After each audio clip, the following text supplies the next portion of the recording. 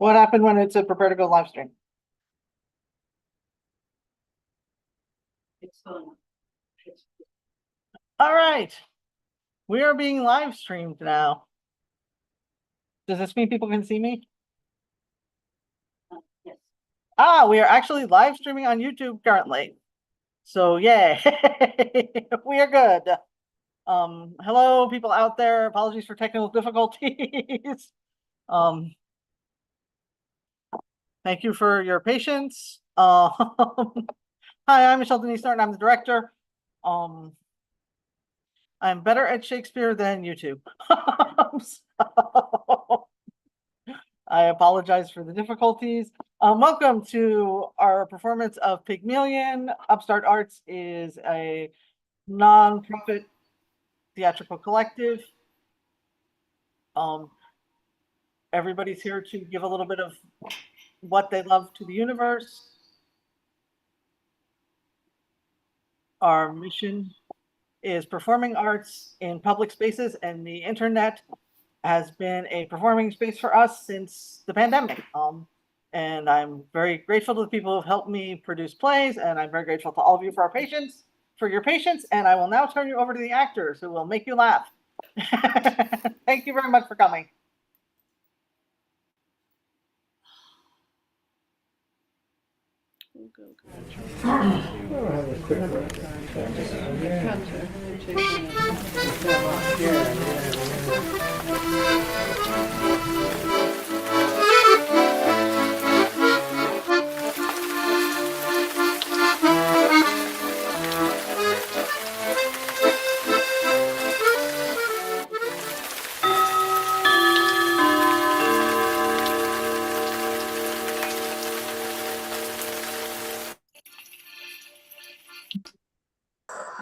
I'm getting chilled to the bone. What can Freddie be doing all this time? He's been gone 20 minutes.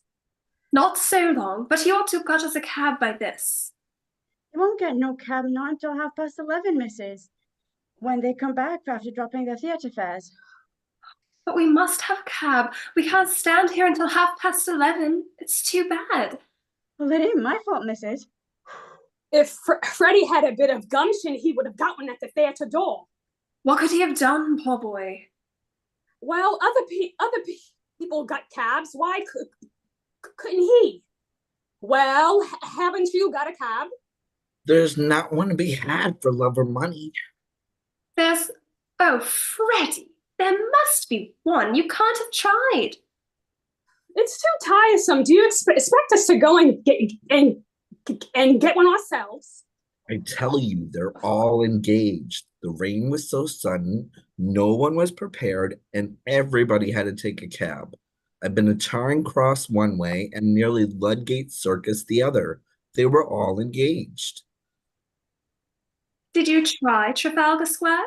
There wasn't one at Trafalgar Square. Did you try? I tried as far as Charing Cross Station. Did you expect me to walk to Hammersmith? You haven't tried at all. You really are very helpless, Freddie. Go again and don't come back until you have found a cab. I shall simply get soaked for nothing. And what about us? Are we to stand here in this draft all night with next to nothing on, you selfish pig? Very well, very well. I'll go. Oh, then, Freddie, look where you're going, dear. Sorry. This man is for you. 2 bunches of violets thrown into the mud. How do you know that my son's name is Freddie, pray? Oh, easier, son, you? Well, if you'd done a duty like a mother should, ain't no better to spoil a poor flowers girl that ran away above you. Will you pay me for them? Did nothing of the sort, mother, the idea. Please allow me, Clara. Have you any pennies? No, I've nothing smaller than a sixpence. I can give you change for a tenner, kind lady. Give it to me. Now, this is for your flowers. Thank you kindly, lady. Make I give you the change? These things are only a penny a bunch. You hold your tongue, Clara. You can keep the change. Oh, thank you, lady. Now, tell me how you know that young gentleman's name. I didn't. I heard you call him by it, don't try to deceive me. I was trying to deceive you. I called him Freddie or Charlie, same as you might yourself if you was talking to a stranger and wished to be pleasant. Sixpence thrown away? Really, Mama? You might have spared for Hetty that. Oh, phew. Is there any sign of it stopping? I'm afraid not. It started worse than ever about 2 minutes ago. Oh dear. If it's worse, it's a sign it's nearly over. So, cheer up, Captain, and buy a flower for poor girl. I'm sorry, I haven't any change. I could give you change, Captain. For a sovereign, I've nothing less. Gone. Oh, do buy a flower off me, Captain. I could change half a crown. Oh, take these for tuppence. Oh, now don't be troublesome. There's a good girl. I really haven't any change. Stop. Here's 3 if that's any use to you. Thank you, sir. You be careful giving him a flower for it. There's a bloke here behind taking down every blessed word you're saying. I ain't done nothing wrong by speaking to the gentleman. I've a right to sell flowers if I keep up the gab. I'm a respectable girl, so help me. I never spoke to him except to ask him to buy a flower off me. Yeah, what'd she do? Who's hurting you? Don't start hollering. Nobody's going to touch you. There. Shut your head. Steady on. Oh, sir, let him charge me. You don't know what it may. They'll take away my character and drive me off the streets for speaking to gentlemen. They'll think I'm some There. Who's hurting you, you silly girl? What do you take me for? It's all right. He's a gentleman. Look at his boots. She thought you was a copper snock, sir. What's a copper's knock? It's, well, it's a copper snock, as you might say. What else would you call it? A sort of informer? I take my Bible oath. I never said a word improper to the gentleman. Shut up. Shut up. Do I look like a policeman? Then what did you take down my words for? Oh. How do you know where you took me down right? You just show me what you've wrote about me. What's that? Fine, proper writing. I can't read that. Well, I can. Cheer up, Captain. Buy a flower off a poor girl. It's because I call them Captain. Oh, I meant no harm. Sir, don't let him charge again me for a word like that. You know, Charge? I make no charge. Really, sir, if you are a detective, you need not begin protecting me against molestation by a young girl until I ask you so. Anybody could see that the girl meant no harm. They could. What business is it of yours? You mind your own affairs. He wants promotion, he does. Taking down people's words. Girl never said a word to him. What harm if she did? Nice thing a girl can't shelter from the rain without being insulted. He ain't a tech, he's a bloomin' busybody, that's what he is. I tell you, look at his boots. And how are all your people down at Chelsea? Who told you my people come from Chelsea? Never you mind, they did. And how do you come to be so far east? You were born in Listen Grove. oh, what harm is there my live in Listen Grove? It wasn't fit for pig to live in. And I had to pay for 6 a week. Oh. Live where you like, but please stop that noise. Come, he can't touch you. You have a right to live where you please. Park Lane, for instance. I'd like to go into the housing question with you, I would. I'm a good girl, I am. Do you know where I come from? Hoxton. Well, who said I didn't? Blimey, you know everything you do. Ain't no call to meddle with me, eh? Of course he ain't. Don't you stand it from him. See here, what call have you to know about people what never offered to meddle with you? Where's your warrant? Yes, where's your warrant? Oh, let him say what he likes. I don't want to have no truck with him. You take his foot under your feet, don't you? Catch you taking liberties with a gentleman. Yes, tell him where he come from if you want to go fortune telling. Cheltenham, Harrow, Cambridge, and India. Quite right. May I ask you, sir, do you do this for your living at a music hall? I've thought of that. Perhaps I shall someday. He no gentleman, he ain't, to fill with a poor girl. What on earth is Freddie doing? I'll get pneumonia if I stay in this draft any longer. Earl's Court. Will you please keep your impertinent remarks to yourself? Did I say that out loud? I didn't mean to. I beg your pardon. Your mother's Epsom, unmistakably. Oh, very curious. I was brought up in Large Lady Park near Epsom. Oh, what a devil of a name. Excuse me. You want a cab, do you? Don't you dare speak to me. Oh, please, please, Clara. We should be so grateful to you, sir, if you found us a cab. Oh, thank you. Oh, there! I knowed he was a plainclothes copper. That ain't a police whistle, that's a sporting whistle. He ain't no right to take away my character. My character's the same to me as any lady's. I don't know whether you've noticed, but the rain stopped about 2 minutes ago.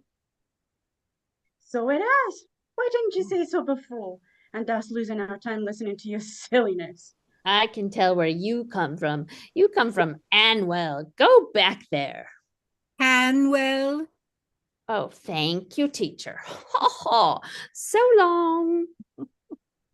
Frightening people like that? How would he like himself? It's quite fine now, Clara. We can walk to the motor bus. Come.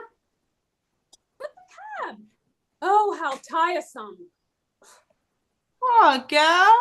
Hard enough for her to live without being worried and chivied. How do you do it, if I may ask? Oh, it's simply phonetics, the science of speech. That's my profession, also my hobby. Happy is the man who can make a living by his hobby. You can spot an Irishman or a Yorkshireman by his brogue. I can place any man within 6 miles. I can place him within 2 miles in London, sometimes within 2 streets. Ought to be ashamed of himself, unmanly coward. But is there a living in that? Yes, quite a fat one. This is an age of upstarts. Men begin in Kentish Town with £80 a year and end up in Park Lane with 100,000. They want to drop the Kentish Town, but they give themselves away every time they open their mouths. Now, I can teach them Let him how to... mind his own business and leave a poor girl alone to Woman, cease this detestable boo-hooing instantly, or else seek the shelter of some other place of worship. I've a right to be here I like, same as you. A woman who utters such depressing and disgusting sounds has no right to be anywhere, no right to live. Remember that you are a human being with a soul and the divine gift of articulate speech, that your native language is the language of Shakespeare and Milton and the Bible, and don't sit there crooning like a bilious pigeon. Oh, heavens, what a sound. Ow. Fine. You see this creature with her curbstone English, the English that will keep her in the gutter to the end of her days? Well, sir, in 3 months I could pass that girl off as a duchess at an ambassador's garden party. I could even get her a place as a lady's maid or a shop assistant, which requires better English. That's the sort of thing I do for commercial millionaires. And on the profits of it, I do genuine scientific work in phonetics and a little as a poet. on Miltonic lines. I am myself a student of Indian dialects, and I Are came here you? because I was Do looking you to know find. Colonel Pickering, the author of Spoken Sanskrit? I am Colonel Pickering. Who are you? Henry Higgins, author of Higgins' Universal Alphabet. I came from India to meet you. I was going to India to meet you. Oh, Where do you live? 27A Wimpole Street. Come and see me tomorrow. I'm over at the Carlton. Come with me now and let's have a jaw over some supper. Right you are. Why? Hiya, flower kind gentleman. I'm short for my lodging. I really haven't any change. I'm sorry. Liar, you said you could change half a crown. You ought to be stuffed with nails. You ought. Wait, take this whole blooming basket for sixpence.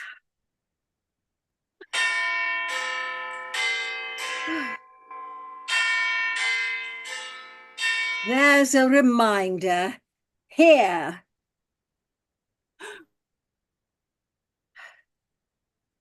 Ow! Oh. Ow! Ow! Ow!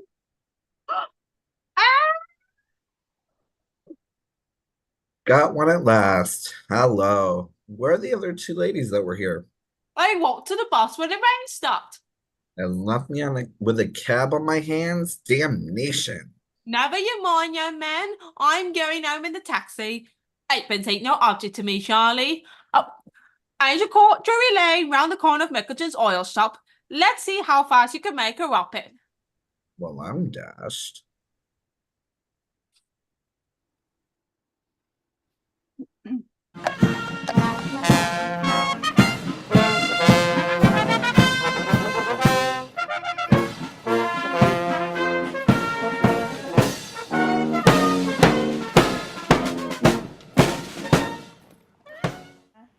E, I, O, U.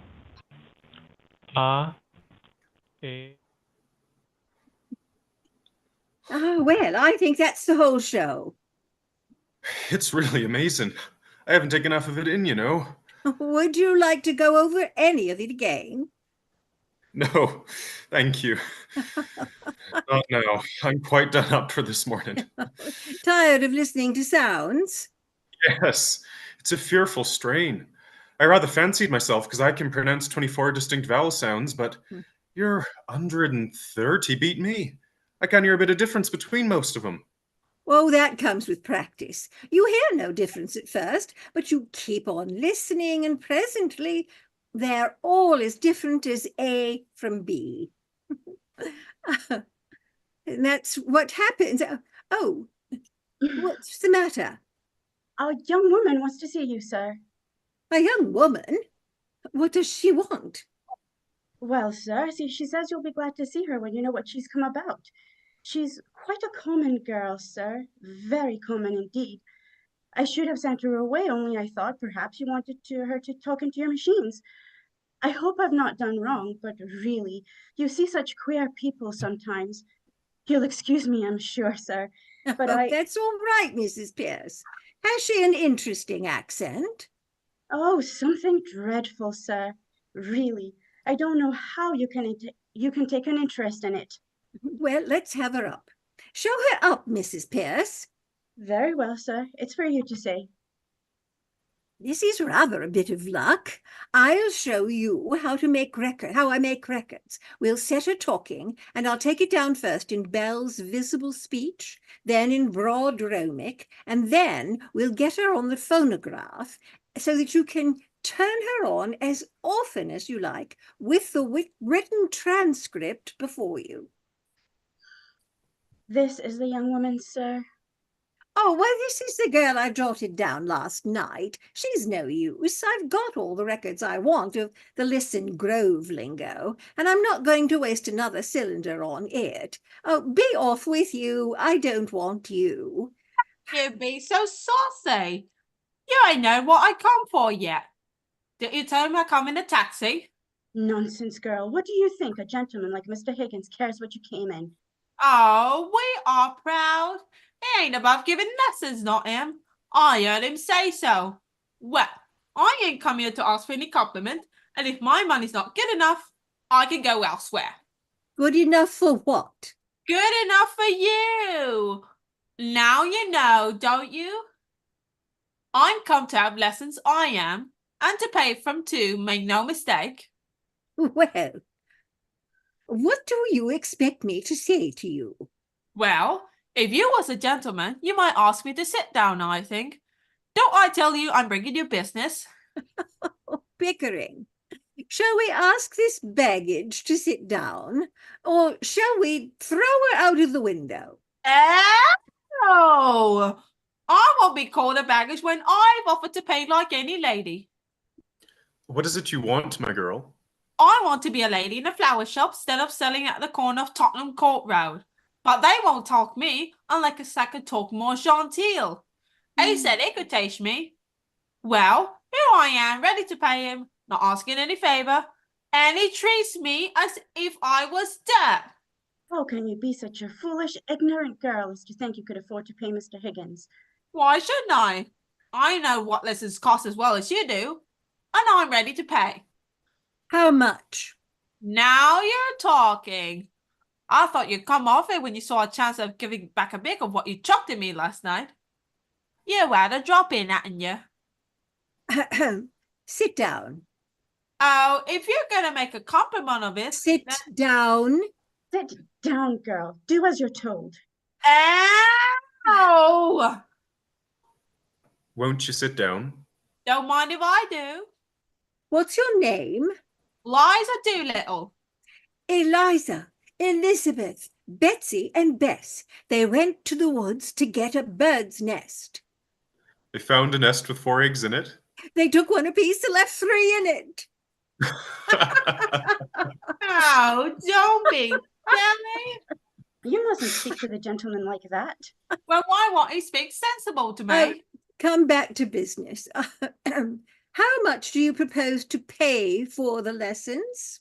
Oh, I know what's right. A lady French of mine gets French lessons for 18 an hour from a real French gentleman, while you wouldn't have the face to ask me the same for teaching me my own language as you would for French. So, I won't give more than a shilling. Take it or leave it.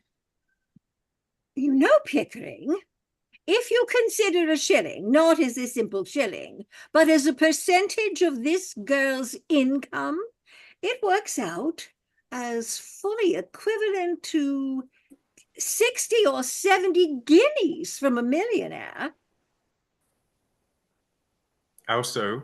Figure it out. A millionaire has about £150 a day. She earns about half a crown. Who told you I only earn half? She offers me 2/5 of her day, of one day's income for a lesson. 2/5 of a millionaire's income for a day would be somewhere about £60. It's handsome, by George. It's enormous. It's the biggest offer I ever had. £60? What are you talking about? I never offered you £60. Where would I get the money? Hold your tongue. I ain't got £60. No. Oh, don't cry, you silly girl. Sit down. Nobody's going to touch your money. Somebody is going to touch you with a broomstick if you don't stop sniveling. Sit down. Oh, one more thing, you was my father. If I decide to teach you, I'll be worse than 2 fathers to you. Here. What's this for? To wipe your eyes, to wipe any part of your face that feels moist. Remember, that's your handkerchief and that's your sleeve. Don't mistake the one for the other if you wish to become a lady in a shop. It's no use talking to her like that, Mr. Higgins. She doesn't understand a word you're saying. Besides, you're quite wrong. She doesn't do it that way at all. Ah, you give me that handkerchief. He gave it to me, not you. You did. I think it must be regarded as her property, Mrs. Pierce. Serve you right, Mr. Higgins. Higgins, I'm interested. What about the ambassador's garden party? I'll say you're the greatest teacher alive if you can make that good. I'll bet you all the expenses of the experiment that you can't do it. And I'll pay for the lessons. Oh, you are real good. Thank you, Captain. It's almost irresistible. She's so deliciously low, so horribly dirty. Oh, I ain't dirty. I wash my face and hands before I come, I did. You're certainly not going to turn her head with flattery, Higgins. Oh, don't say that, sir. There are more ways than one of turning a girl's head, and nobody can do it better than Mr. Higgins, though he may not always mean it. I do hope, sir, you won't encourage him to do anything foolish. What is life but a series of inspired follies? The difficulty is to find them to do. Never lose a chance. It doesn't come every day. I shall make a duchess of this draggle-tailed gutter snipe. Oh. Yes, in 6 months. In 3, if she has a good ear and a quick tongue. I'll take her anywhere and pass her off as anything. We'll start today. Now, this moment. Take her away and clean her, Mrs. Pierce. Monkey brand if it won't come off any other way. Is there a good fire in the kitchen? Yes, but I don't know if Take there... all her clothes off and burn them. Ring up Whiteley or somebody for new ones. Wrap her up in brown paper till they come. Gentlemen, you're not to talk of such things. I'm a good girl, I am. And I know what the like of you are, I do. We want none of your Listen Grove prudery here, young woman.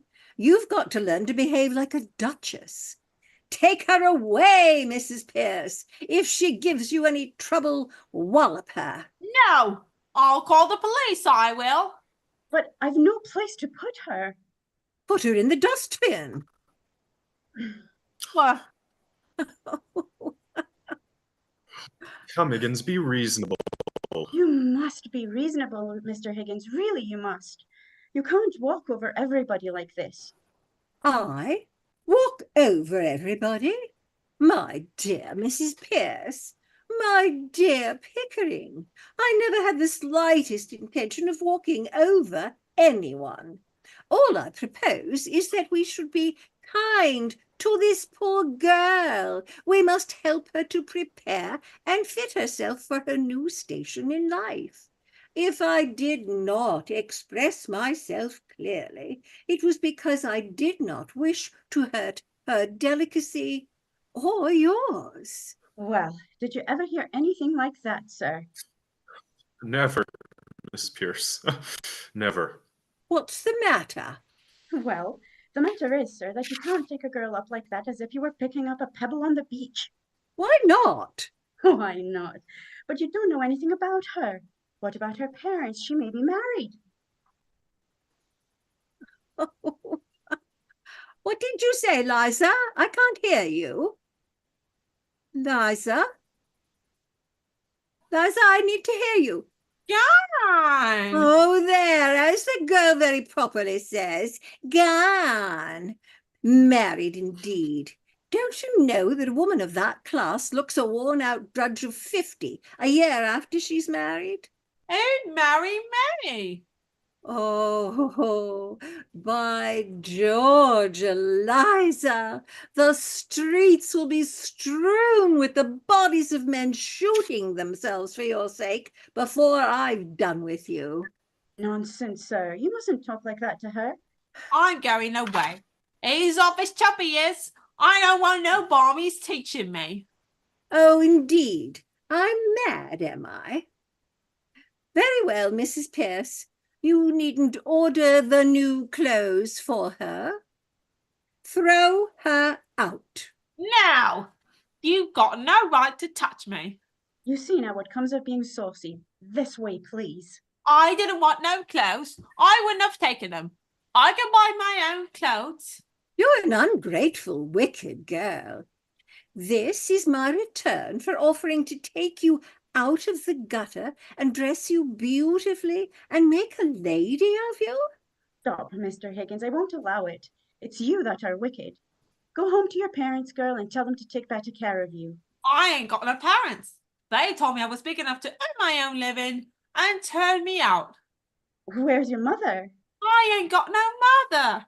Her that turned me out was my sick stepmother. But I done without them. And I'm a good girl, I am. Very well, then, what on earth is all this fuss about? The girl doesn't belong to anybody, is no use to anybody but me. You can adopt her, Mrs. Pierce. I'm sure a daughter would be a great amusement to you. Now, don't make any more fuss. Take her downstairs and get But her. what's to become of her? Is she to be paid anything? Do be sensible, sir. Oh, pay her whatever is necessary. Put it down in the housekeeping book. What on earth will she want with money? She'll have her food and her clothes. She'll only drink if you give her money. Oh, you are a brute. It's a lie. Nobody ever saw the sign of liquor on me. Does it occur to you, Higgins, that the girl has some feelings? Oh, no, I don't think so. Not any feelings that we need bother about. Have you, Eliza? I got my feelings same as anyone else. You see the difficulty. Yeah? What difficulty? To get her to talk grammar. The mere pronunciation is easy enough. I don't want to talk grammar. I want to talk like a lady. Will you please keep to the point, Mr. Higgins? I want to know on what terms the girl is to be here. Is she to have any wages, and what is to become of her when you finish your teaching? You must look ahead a little. What's to become of her if I leave her in the gutter? Tell me that, Mrs. Pierce. That's her own business, not yours, Mr. Higgins. Well then, when I've done with her, we can throw her back into the gutter and then it will be her own business again. So that's all right. Oh, you've no feeling in you. You don't care for nothing but yourself. Here, I've had enough of this. I'm going. You ought to be ashamed of yourself, you oughtn't. Have some chocolates, Eliza. How do I know what might be in them? I've heard of girls being drugged by the like of you. Pledge of good faith, Eliza. I'll eat one half and you eat the other.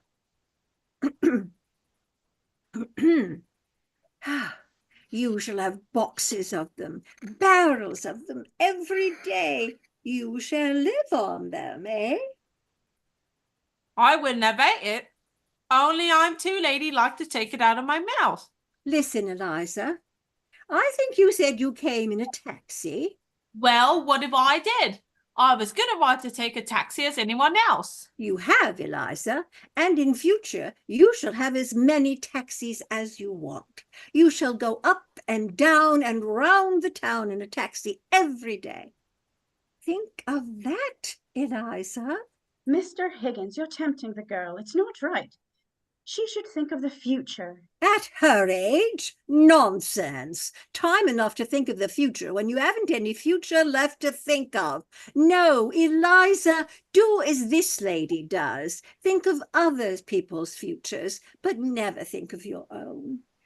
Think of chocolates and taxis and gold and diamonds and... I don't want no gold and no diamonds. I'm a good girl, I am. You shall remain so, Eliza, under the care of Mrs. Pierce. And you shall marry an officer in the Guards with a beautiful moustache, the son of a marquis, who will disinherit him for marrying you, but will relent when he sees your beauty and goodness. Excuse me, Higgins, but I really must interfere. Mrs. Pierce is quite right. If this girl is to put herself in your hands for 6 months for an experiment in teaching, she must understand thoroughly what she's doing. How can she? She's incapable of understanding anything. Besides, do any of us understand what we are doing? If we did, would we ever do it?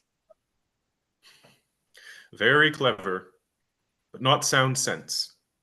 Mr. Doolittle, Ow! There, that's all you get out of Eliza. Ow! No use explaining. As a military man, you ought to know that. Give her orders. That's what she wants. Ahem. Eliza, you are to live here for the next 6 months, learning how to speak beautifully, like a lady in a florist's shop. If you are good and do whatever you're told, you shall sleep in a proper bedroom and have lots to eat and money to buy chocolates and take rides in taxis. If you're naughty and idle, you will sleep in the back kitchen among the black beetles and be walloped by Mrs. Pierce with a broomstick. At the end of 6 months, you shall go to Buckingham Palace in a carriage, beautifully dressed. If the king finds out you are not a lady, you'll be taken by the police to the Tower of London, where your head will be cut off as a warning to other presumptuous flower girls. If you are not found out, you shall have a present of 7 and 6pence to start life with as a lady in a shop. If you refuse this offer, you will be a most ungrateful and wicked girl, and the angels will weep for you. Now, are you satisfied, Pickering? Can I put it more plainly and fairly, Mrs. Pierce? I think you'd better let me speak to her properly in private. I don't know that I can take charge of her or consent to the arrangement at all. Of course, I know you don't mean her any harm, but when you get what you call interested in people's accents, you never think or care what may happen to them or you. Come with me, Eliza. That's all right. Thank you, Mrs. Pierce. Bundle her off to the bathroom. You're a great bully, you are. I won't stay here if I don't like. I won't let nobody wallop me. I never asked to go to Buckingham Palace, I didn't. I was never in trouble with the police, not me. I'm a good girl. Don't answer back, girl. You don't understand the gentleman. Come with me. Well, what I say is right. I won't go near the king, not if I'm going to have my head cut off. If I know what I was setting myself in for, I wouldn't have come here. I always been a good girl, and I never offered to say a word to him, and I don't owe him nothing, and I don't care, and I won't be put upon, and I have my feelings same as anyone else. excuse a straight question, Higgins, but are you a man of good character where women are concerned? Have you ever met a man of good character where women are concerned? Yes, very frequently. Well, I haven't. I find that the moment I let a woman make friends with me, she becomes jealous, exacting, suspicious, and a damned nuisance. I find that the moment I let myself make friends with a woman, I become selfish and tyrannical. Women upset everything. When you let them into your life, you find that the woman is driving at one thing and you are driving at another. At what, for example? Oh, Lord knows. I suppose the woman wants to live her own life and the man wants to live his, and each tries to drag the other onto the wrong track. One wants to go north and the other south, and the result is that both have to go east, though they both hate the east wind. So, here I am, a confirmed old bachelor, and likely to remain so. Come, Higgins, you know what I mean. If I'm to be in this business, I feel responsible for that girl. I hope it's understood that no advantage is to be taken of her position. What? That thing? Sacred, I assure you. You see, she'll be a pupil, and teaching would be impossible unless pupils were sacred. I've taught scores of American millionairesses how to speak English, the best looking women in the world. I'm seasoned. They might as well be blocks of wood. I might as well be a block of wood. Well, Mrs. Pierce, is it all right? I just wish to trouble you with a word, if I may, Mr. Higgins. Yes, certainly. Come in. Don't burn that hat, Mrs. Pierce. I'll keep it as a curiosity. Handle it carefully, sir, please. I had to promise not to burn it, but I had better put it in the oven for a while. Oh, thank you. Very well. What have you to say to me? Am I in the way? Not at all, sir. Mr. Higgins, will you please be very particular what you say before the girl? Of course. I'm always particular about what I say. Why do you say this to me? No, sir, you're not at all particular when you've mislaid anything or when you get a little impatient. Now, it doesn't matter before me. I'm used to it. But you really must not swear before the girl. I swear? I never swear. I detest the habit. What the devil do you mean? That's what I mean, sir. You swear a great deal too much. I don't mind your damning and blasting and what the devil and where the devil and who the devil. Really, But- Mrs. Pierce, this language from your lips? But there is a certain word I must ask you not to use. The girl has just used it herself because the bath was too hot. It begins with the same letter as bath. She knows no better. She learned it at her mother's knee. But she must not hear it from your lips. I cannot charge myself with having ever uttered it, Mrs. Pierce, except perhaps in a moment of extreme and justifiable excitement. Only this morning you used it for the butter and the brown bread. Oh, that mere alliteration, Mrs. Pierce, natural to a poet. Well, sir, whatever you choose to call it, I beg you not to let the girl hear you repeat it. Oh, very well, very well. Is that all?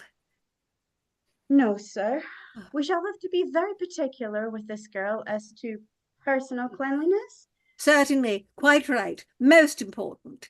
I mean, not to be slovenly about her dress or untidy and leaving things about.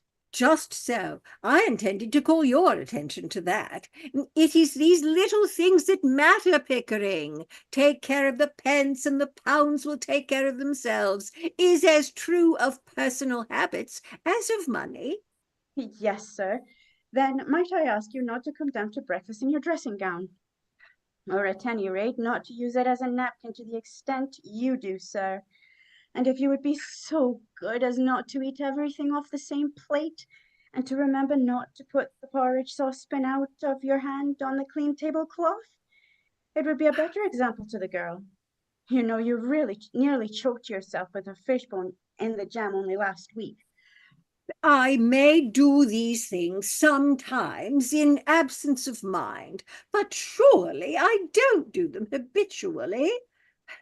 By the way, my dressing gown smells most damnably of benzine. No doubt it does, Mr. Higgins. But if you will wipe your fingers on Oh, everything- very well, very well, very well. I'll wipe them in my hair in future. I hope you're not offended, Mr. Higgins. Not at all, not at all. You're quite right, Mrs. Pierce. I shall be particularly careful before the girl. Is that all? No, sir. Might you use some of those Japanese dresses you brought from abroad? I really can't put her back into her old things. Certainly. Anything you like. Is that all? Thank you, sir. That's all. You know, Pickering, that woman has the most extraordinary ideas about me. Here I am, a shy, diffident sort of man. I've never been able to feel really grown up and tremendous like other chaps, and yet she's firmly persuaded that I'm an arbitrary, overbearing, bossing kind of person. I can't account for it. If you please, sir, the trouble's beginning already. There's a dustman downstairs, Alfred Doolittle, who wants to see you.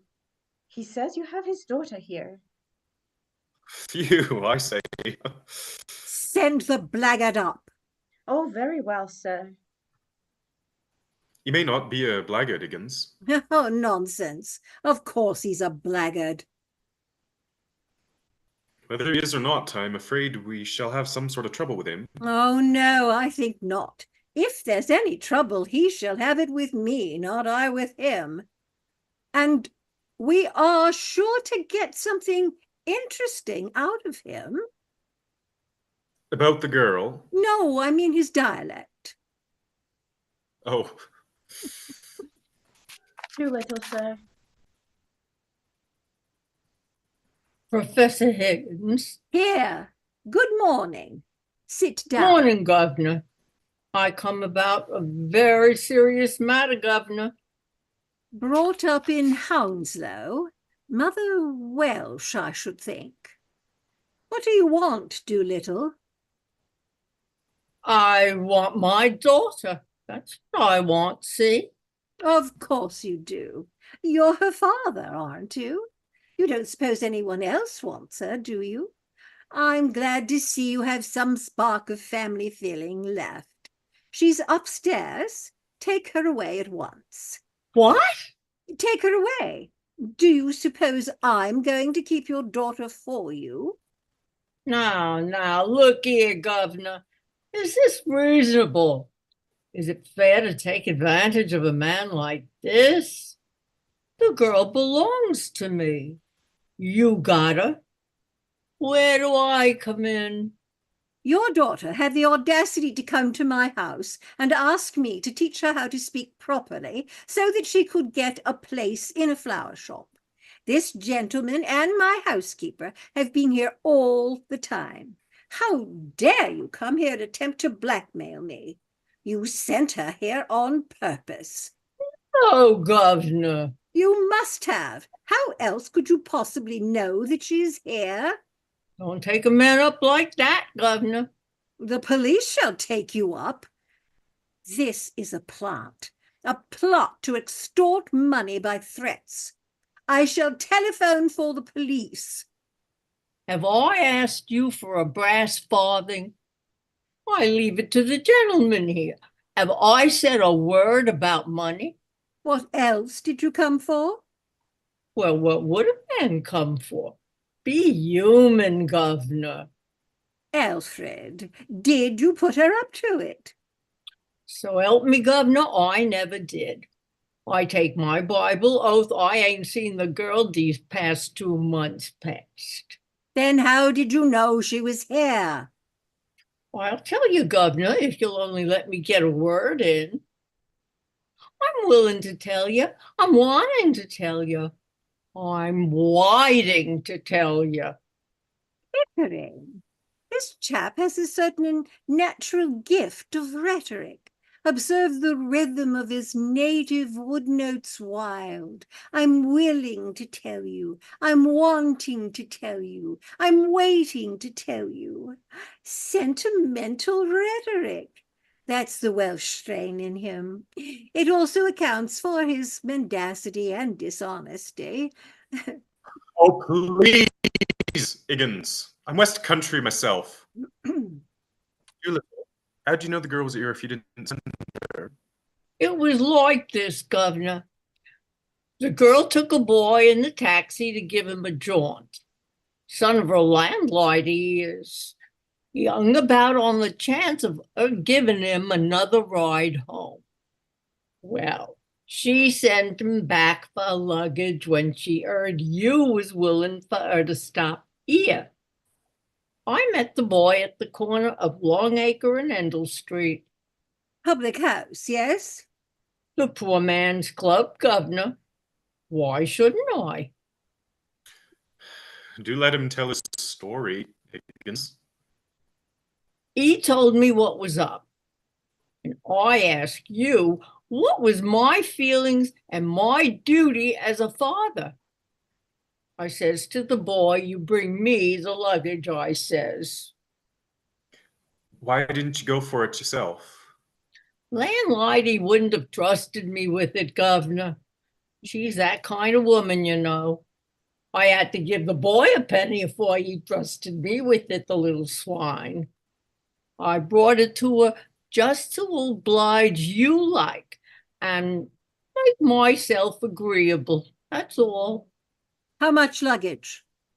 Musical instrument, Governor. A few pictures, a trifle of jewelry, and a bird cage. She said she didn't want no clothes. Well, what was I to think from that, Governor?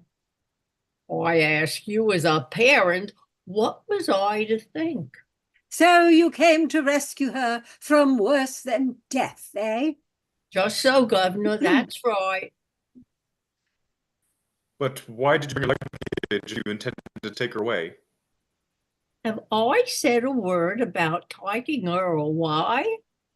Have I now? You're going to take her away double quick. Oh, Governor, don't say that. I'm not the man to stand in my girl's light.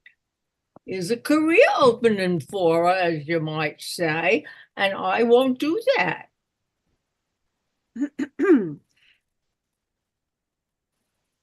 Mrs. Pierce, this is Eliza's father. He has come to take her away. Give her to him. No, this is a misunderstanding. Listen here. He can't take her away, Mr. Higgins. How can he? You told me to burn her clothes.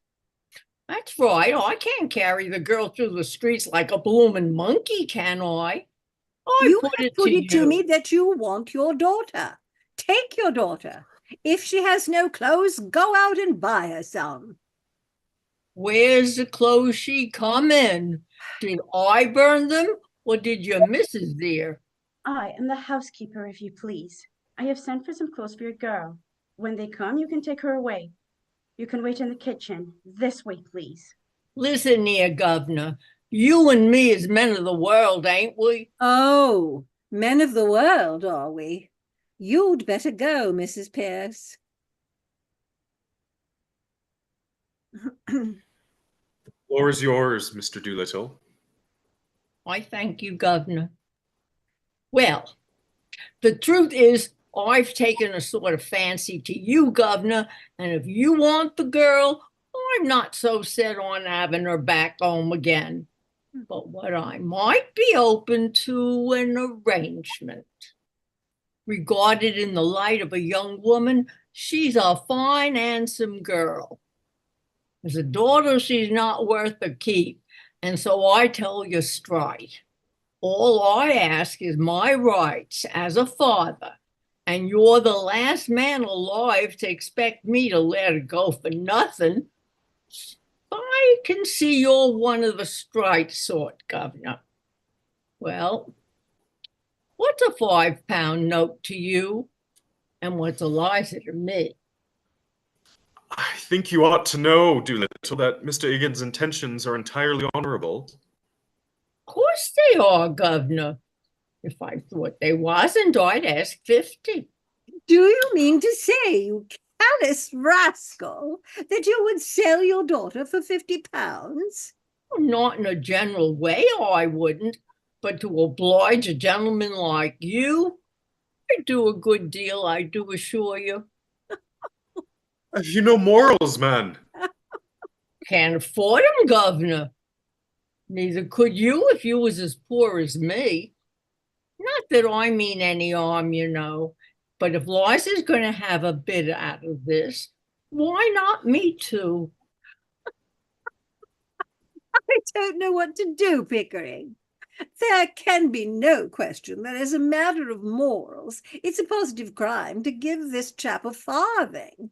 And yet, I feel a sort of rough justice in his claim. That's it, Governor. That's all I say.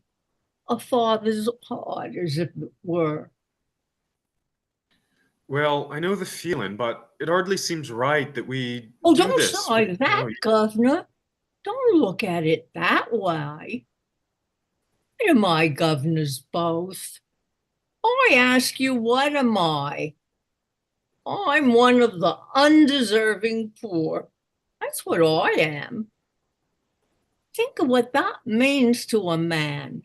It means that he's up against middle-class morality all the time. If there's anything going, and I put in for a bit of it, it's always the same story. You're undeserving, so you can have it. But my needs is as great as the most deserving widows that ever got money out of 6 different charities in 1 week for the death of the same husband. I don't need less than a deserving man. I need more. I don't eat less hearty than him, and I drink a lot more. I want a bit of amusement, 'cause I'm a thinking man. I want cheerfulness and a song and a band when I feel low. Well, they charge me just the same for everything as they charge the deserving. Yes. What is middle-class morality? Just an excuse for never giving me anything. Therefore, I ask you as 2 gentlemen not to play that game on me. I'm playing straight with you. I ain't pretending to be deserving. I'm undeserving, and I mean to go on being undeserving. I like it, and that's the truth. You take advantage of a man's nature to do him out of the price of his own daughter, what he's brought up and fed and clothed by the sweat of his brow until she's grown big enough to be interesting to you 2 gentlemen. Is 5 pounds unreasonable? I put it to you and I leave it to you. Pickering, if we were to take this man in hand for 3 months, he could choose between a seat in the cabinet and a popular pulpit in Wales. What do you say to that, Doolittle? Oh, not me, Governor. Thank you kindly. I've heard all the preachers and all the prime ministers, for I'm a thinking man and game for politics or religion or social reform, same as all the other amusements. And I tell you, it's a dog's life any way you look at it. Undeserving poverty is my line. Taking one station in society or another, it's the only one that has any ginger in it to my taste. I suppose we must give him a 5. He'll only make bad use of it. Oh, not me, Governor, so help me, I won't. Don't you be afraid that I'll save it and spare it and live idle on it. There won't be a penny of it left by Monday. I'll have to go to work, same as if I'd never had it. It won't pauperize me, you bet. Just one good spree for myself and the missus, giving pleasure to ourselves and employment to others and satisfaction to you to think it's not been thrown away. You couldn't spend it better. Oh, this is irresistible. Let's give him 10. No, Governor. No, she wouldn't have the art to spend 10, and perhaps I shouldn't neither. 10 pounds is a lot of money. It makes a man feel prudent-like, and then goodbye to happiness. You give me what I ask for, Governor, not a penny more and not a penny less.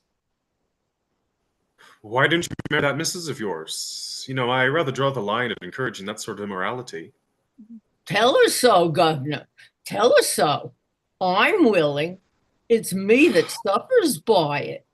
I've no hold on her. I got to be agreeable to her. I got to give her presents. I got to buy her clothes, something sinful. I'm a slave to that woman, Governor, just because I'm not a lawful husband. And she knows it too. Catch her marrying me. Huh. Take my advice, Governor. Marry Eliza while she's young and don't know no better. If you don't, you'll be sorry for it after. If you do, she'll be sorry for it after. But better you than her, because you're a man and she's only a woman and don't know how to be happy anyhow. Pickering, if we listen to this man another minute, we shall have no convictions left. £5, I think you said. Thank you kindly, Governor. You're sure you won't take 10? Not now. Another time, Governor. Here you are. Thank you, Governor. Good morning. Oh, what's that? This? By Jove. Beg pardon, Mum. John, don't you know your daughter? Blimey, it's Eliza. Don't I look silly? Silly? Now, Mr. Higgins, please don't say anything to make the girl conceited about herself. Oh, quite right, Mrs. Pierce. Yes, damned silly. Please, sir. I mean extremely silly. Phew. What's you? I should look all right with my hat on. A new fashion, by George. And it ought to look horrible. Well, I never thought she'd clean up as good looking as that, Governor. She's a credit to me, ain't she? I tell you, it's easy to clean up here. Hot and cold water on tap, just as you like there is. Woolly towels there is. And a towel horse so hot it burns your fingers. Soft brushes to scrub yourself. And a wooden bowl of soap smelling like primroses. Now I know why ladies is so clean. Washing's a treat for them. Wish they saw what it is for the like of me. I'm glad the bathroom met with your approval. It didn't. Not all of it. And I don't care who hears me say it. Mrs. Pierce knows. What was wrong, Mrs. Pierce? Oh, nothing, sir. It doesn't matter. I had a good mind to break it. I didn't know which way to look. But I hung a towel over it, I did. Over what? Over the looking glass, sir. Doolittle, you have brought your daughter up too strictly. Me? I never brought her up at all, except to give her a lick of a strap now and again. Don't put it on me, Governor. She ain't accustomed to it, you see, that's all. But she'll soon pick up your free and easy ways.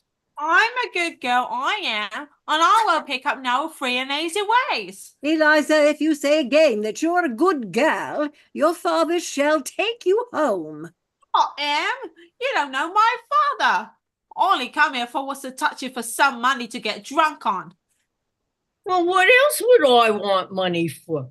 To put into the plight at church, I suppose. Don't you give me none of your lip, and don't let me hear you giving this gentleman any of it neither, or you'll hear from me about it, see? Have you any further advice to give her before you go, Doolittle?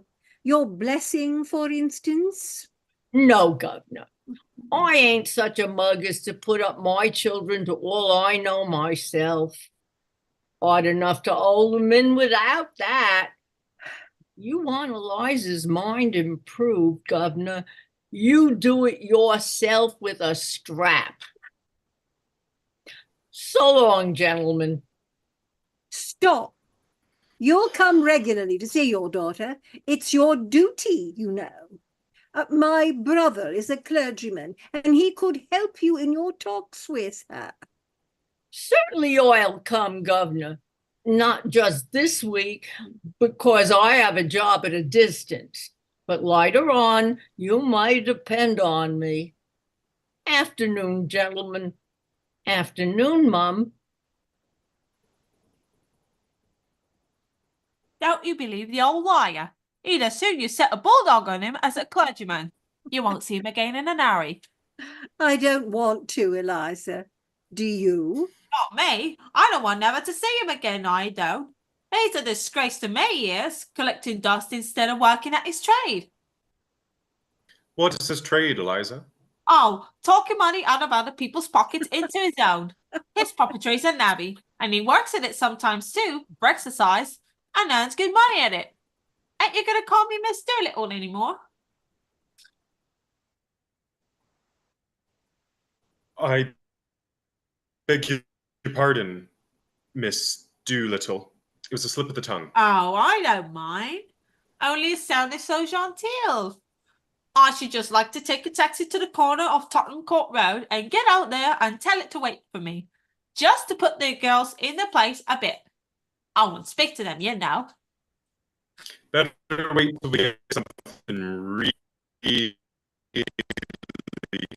fashionable. Besides, you shouldn't cut your old friends now that you have risen in the world. That's what we call snobbery. You don't call the like of them my friends now, I should hope. They've took it out of me often enough with their ridicule when they had the chance, and now I mean to get a bit of my own back.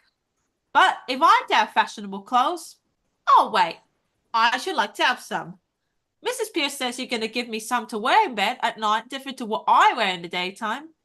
But it does seem a waste of money when you could get something to show. Besides, I could never fancy changing to cold things on a winter night. Now, Eliza, the new things have come for you to try on. Eh? Oh, don't rush about like that, girl. Oh, Pickering, we have taken on a stiff job. Higgins, we have...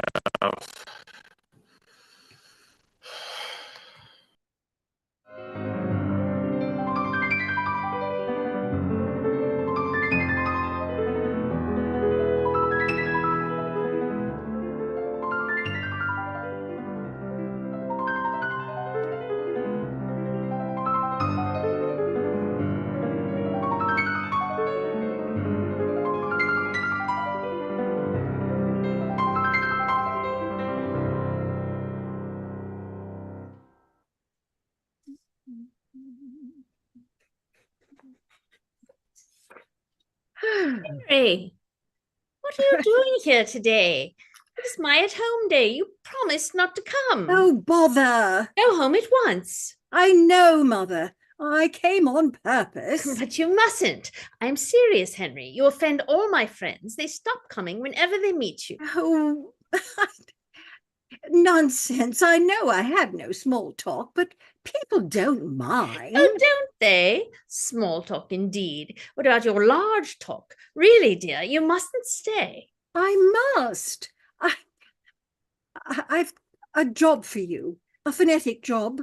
No use, dear. I'm sorry, but I can't get round your vowels, and though I like to get pretty postcards in your patent shorthand, I always have to read the copies in ordinary writing you so thoughtfully send me. Well, this isn't a phonetic job.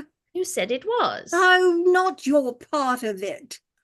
I've picked up a girl. Does that mean some girl has picked you up? Oh, not at all. I don't mean a love affair. What a pity. Why? Well, you never fall in love with anyone under 45. When will you discover that there are some rather nice-looking women about? Well, oh, I can't be bothered with young women. My idea of a lovable woman is something as like you as possible. I shall never get into the way of seriously liking young women. Some habits lie too deep to be changed. Besides, they're all idiots. Do you know what you would do if you really loved me, Henry?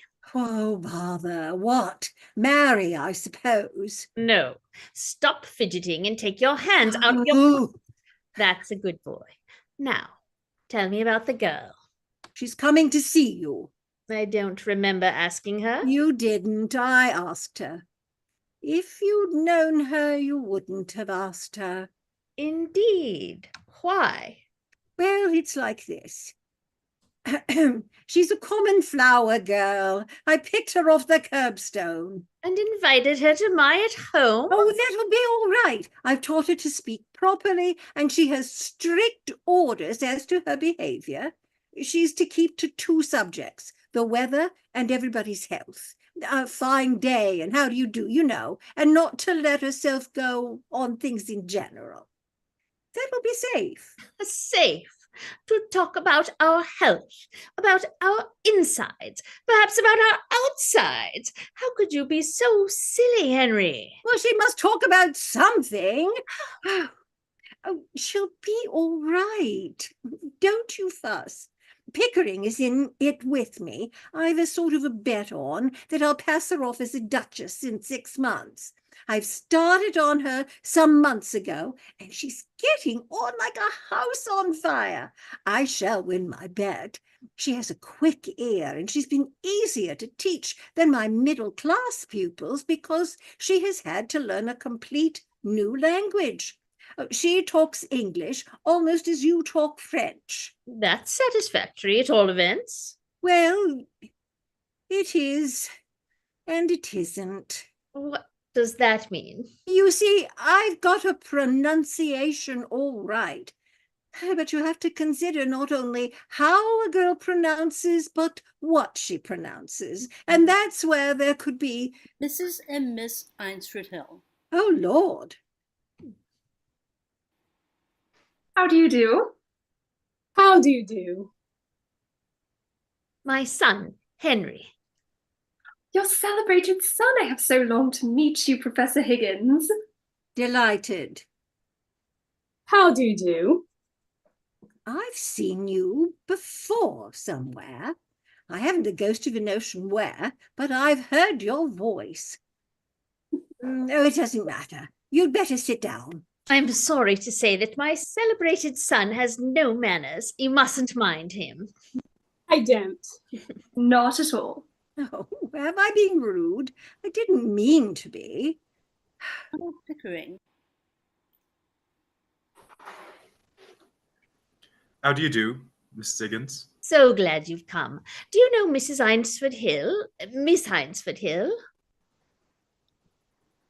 Has Henry told you what we've come for? We were interrupted, damn it. Henry, really. Are we in the way?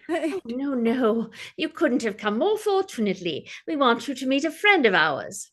Yes, by George, we want 2 or 3 people. Oh, you'll do as well as anybody else.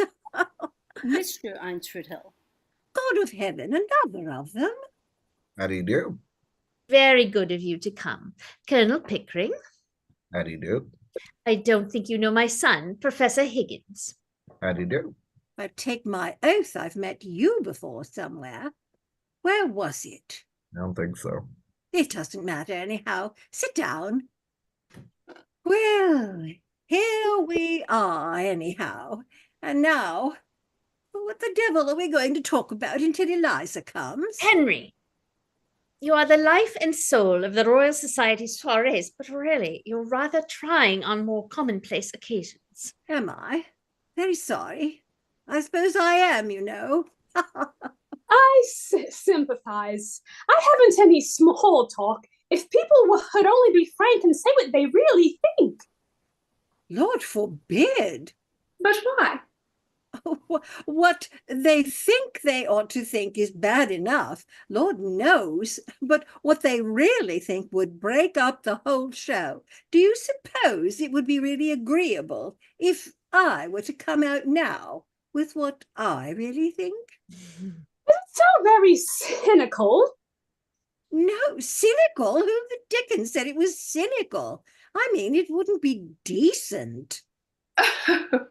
I'm sure you don't mean that, Mr. Higgins. You see, we're all savages, more or less. We're supposed to be civilized and cultured to know all about poetry and philosophy and art and science and so on. But how many of us even know the meanings of these names? What do you know of poetry? What do you know of science? What does he know of art or science or anything else? What the devil do you imagine I know of philosophy? Or of manners, Henry.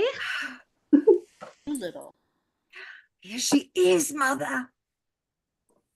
How do you do, Mrs. Higgins? Mr. Higgins told me I might come. Quite right.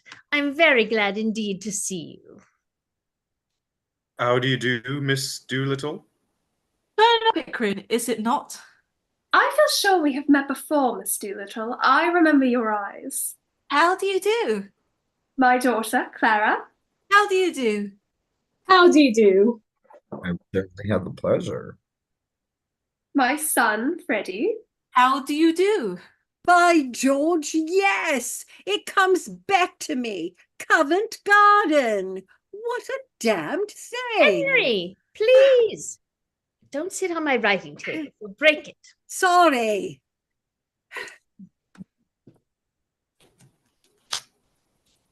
Will it rain, do you think?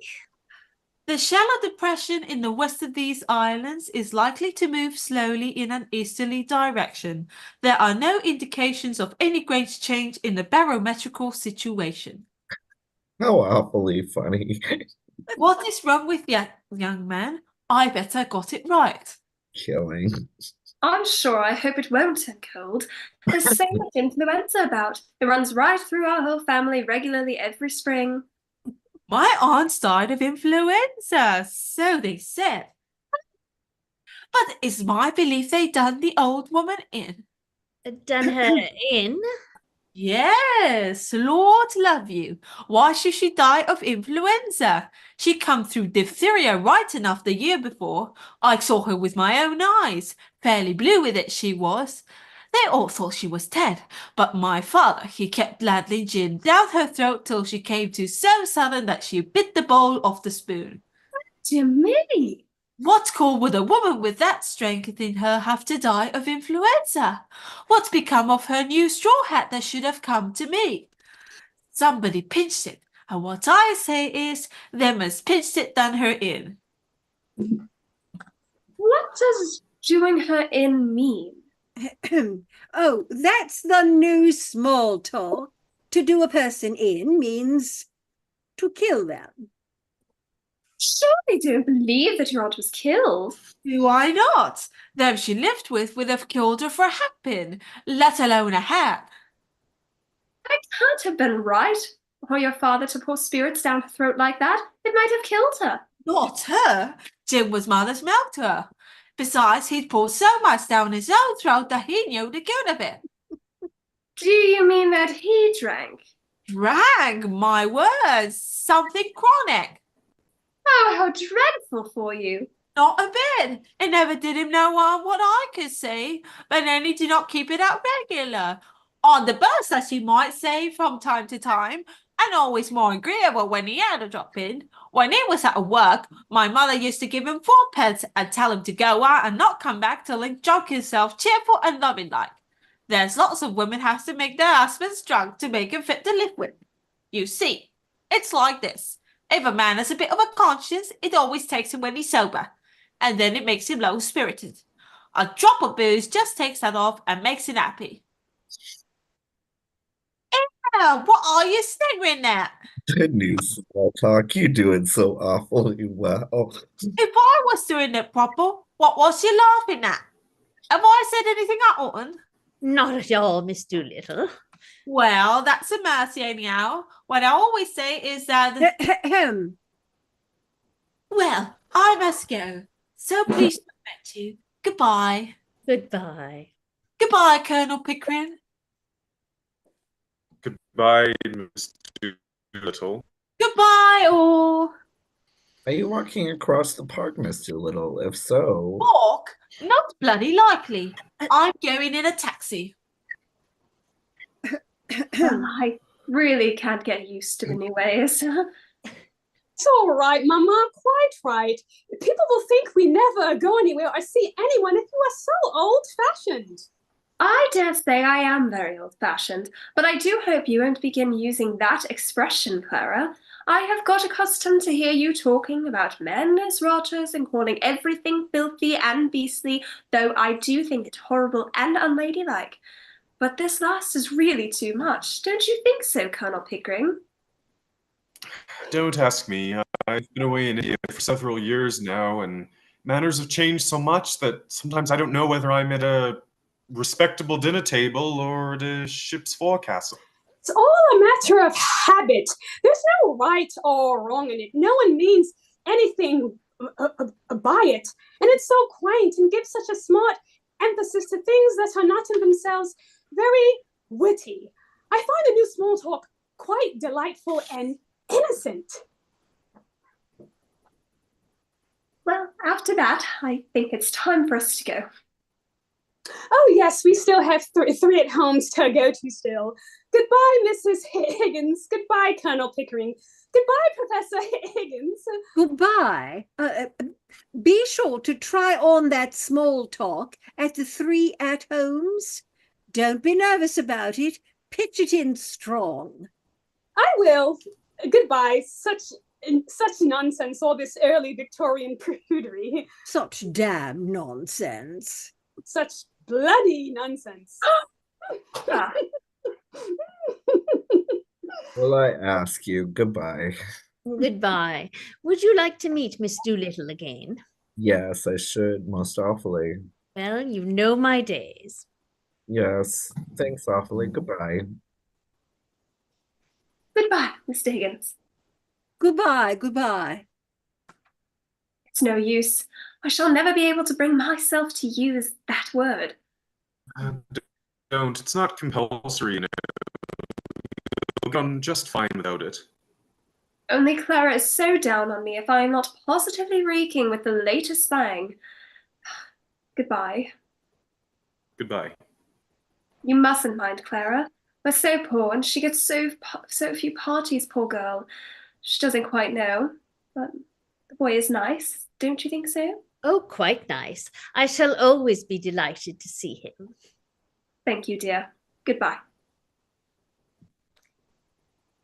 Well, is Eliza presentable? You silly boy. Of course she's not presentable. She's a triumph of your art and of her dressmakers. But if you suppose for a moment that she doesn't give herself away in every sentence she utters, you must be perfectly cracked about her. But don't you think something might be done? I mean, something to eliminate the sanguinary element from a conversation? Not as long as she is in Henry's hands. Do you mean that my language is improper? No, dearest. It would be quite proper, say on a canal barge, but it would not be proper for her at a garden party. Well, I must say that... Come, Higgins, you must learn to know yourself. I haven't heard such language as yours since I used to review the volunteers in Hyde Park 20 years ago. Oh, well, if you say so. I suppose I don't always talk like a bishop. Colonel Pickering, will you tell me what is the exact state of things in Wimpole Street? Well, I've come to live there with Henry. We work together at my Indian dialects, and we think it Yes, important that we quite be so. there I together. know all about that. It's an excellent arrangement. But where does this girl live? With us, of course. Where would she live? But on what terms? Is she a servant? If not, what is she? I think I know what you mean, Mrs. Higgins. Well, dash me if I do. I've had to work at the girl every day for months to get her at her present pitch. Besides, she's useful. She knows where my things are, and she remembers my appointments and so forth. How does your housekeeper get on with her? Mrs. Pierce? Oh, she's jolly glad to get so much taken off her hands, for before Eliza came, she had to find things and remind me of my appointments. But she's got some silly bee in her bonnet about Eliza. She keeps saying, "You don't think, sir," doesn't she, Pick? Yes, that's the formula. You don't think, sir. It's the end of every conversation about Eliza. As if I ever stopped thinking about the girl and her confounded vowels and consonants. I'm worn out thinking about her and watching her lips and her teeth and her tongue, not to mention her soul, which is the quaintest of the lot.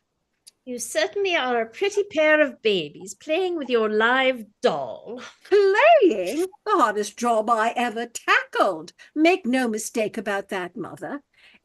But you have no idea how frightfully interesting it is to take a human being and change her into quite a different human being by creating a new speech for her.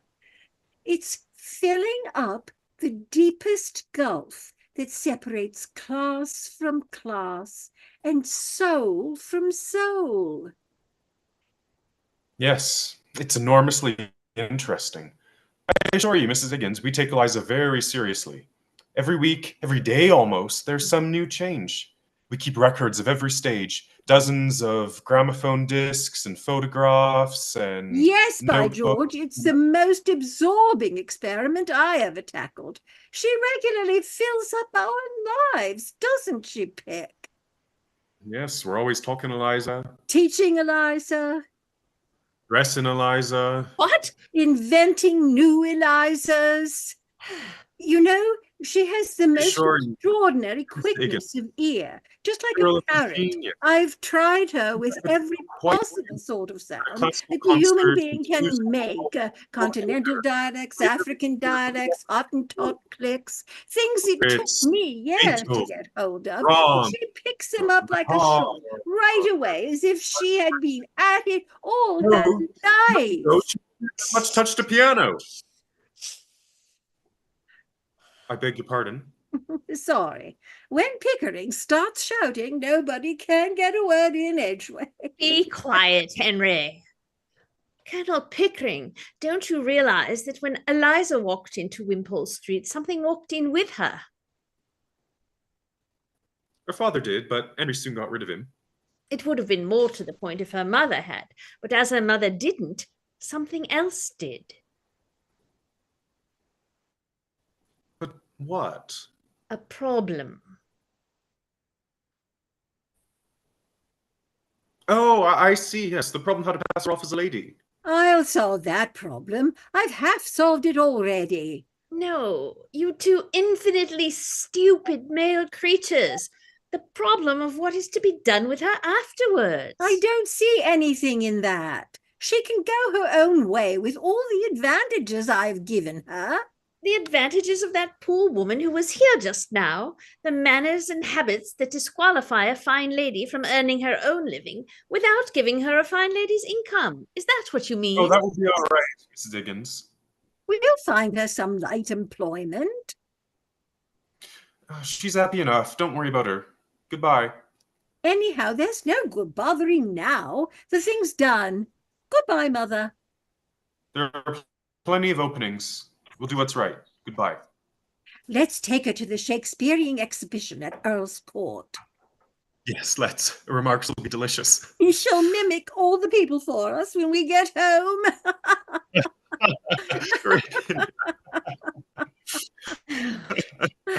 Men.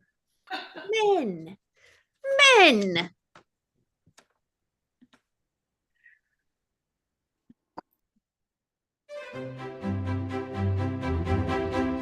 There will be a 5-minute intermission.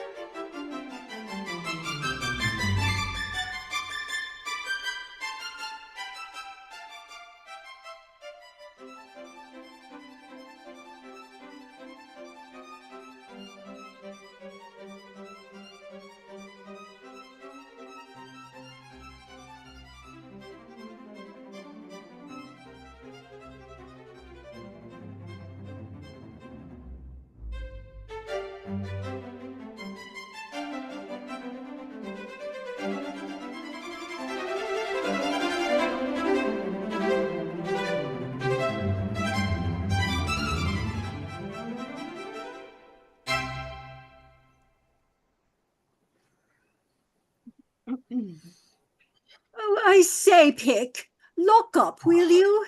I shan't be going out again. Right. Mrs. Pierce, go to bed. We don't want anything more, do we? Oh, Lord, no.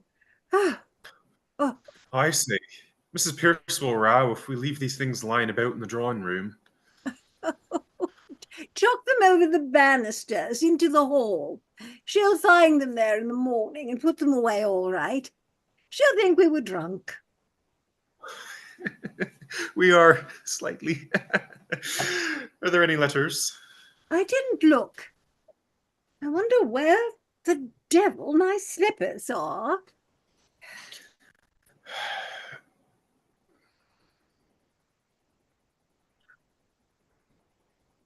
Can you see them? Have you found them? Moneylender, I guess. Hmm. Oh, Lord, what an evening. What a crew. What a silly tomfoolery. Oh, there they are they? Well, I feel a bit tired. It's been a long day. The garden party, a dinner party, and the opera. Rather too much of a good thing. But you've won your bet, Higgins. Eliza did the trick and something to spare, eh? Thank God it's over. Were you nervous at all at the garden party? I was. Eliza didn't seem a bit nervous. Oh, she wasn't nervous. I knew she'd be all right. No, it's the strain of putting the job through all these months that is told on me. It was interesting enough at first when we were at the phonetics, but after that I got deadly sick of it. If I hadn't backed myself to do it, I should have chucked the whole thing up 2 months ago. It was a silly notion. The whole thing has been a bore. Oh, come. The garden party was frightfully exciting. My heart was beating like anything. Oh, yes, for the first 3 minutes. But when I saw we were going to win hands down, I felt like a bear in a cage, hanging about, doing nothing. The dinner was worse. Sitting gorging there for over an hour with nobody but a damned fool of a fashionable woman to talk to. I tell you, Pickering, never again for me. No more artificial duchesses. The whole thing has been simple purgatory.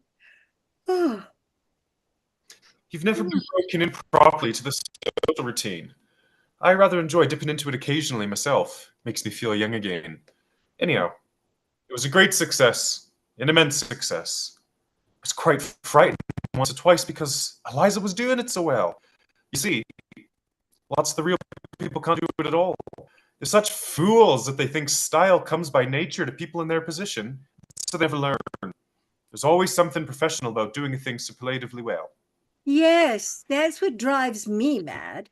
The silly people don't know their own silly business. However, it's over and done with. And now I can go to bed at last without dreading tomorrow. Oh, I think I shall turn into. Still, it's been a great occasion, a triumph for you. Good night. Good night. Put out the lights, Eliza, and tell Mrs. Pierce not to make coffee for me in the morning. I'll take tea. What the devil have I done with my slippers? Here are your slippers, and there. Take your slippers, and may you never have a day's luck with them. What on earth? What's the matter? Anything wrong? Nothing wrong with you. I've won your bet for you, haven't I? That's enough for you. I don't matter, I suppose. You won my bet, you presumptuous insect. I won it. What did you throw those slippers at me for? Because I wanted to smash your face. I'd like to kill you, you selfish brute. Why didn't you leave me where you picked me out of? In the gutter. You thank God it's all over and that now you can throw me back again there, do you? The creature is nervous after all. Oh, would you? Claws in, you cat. How dare you show your temper to me? Sit down and be quiet. What's to become of me? What's to become of me? How the devil do I know what's to become of you? What does it matter what becomes of you? You don't care. I know you don't care. You wouldn't care if I was dead. I'm nothing to you, not so much as them slippers. Those slippers. Oh, those slippers. I didn't think it made any difference now. Why have you begun going on like this?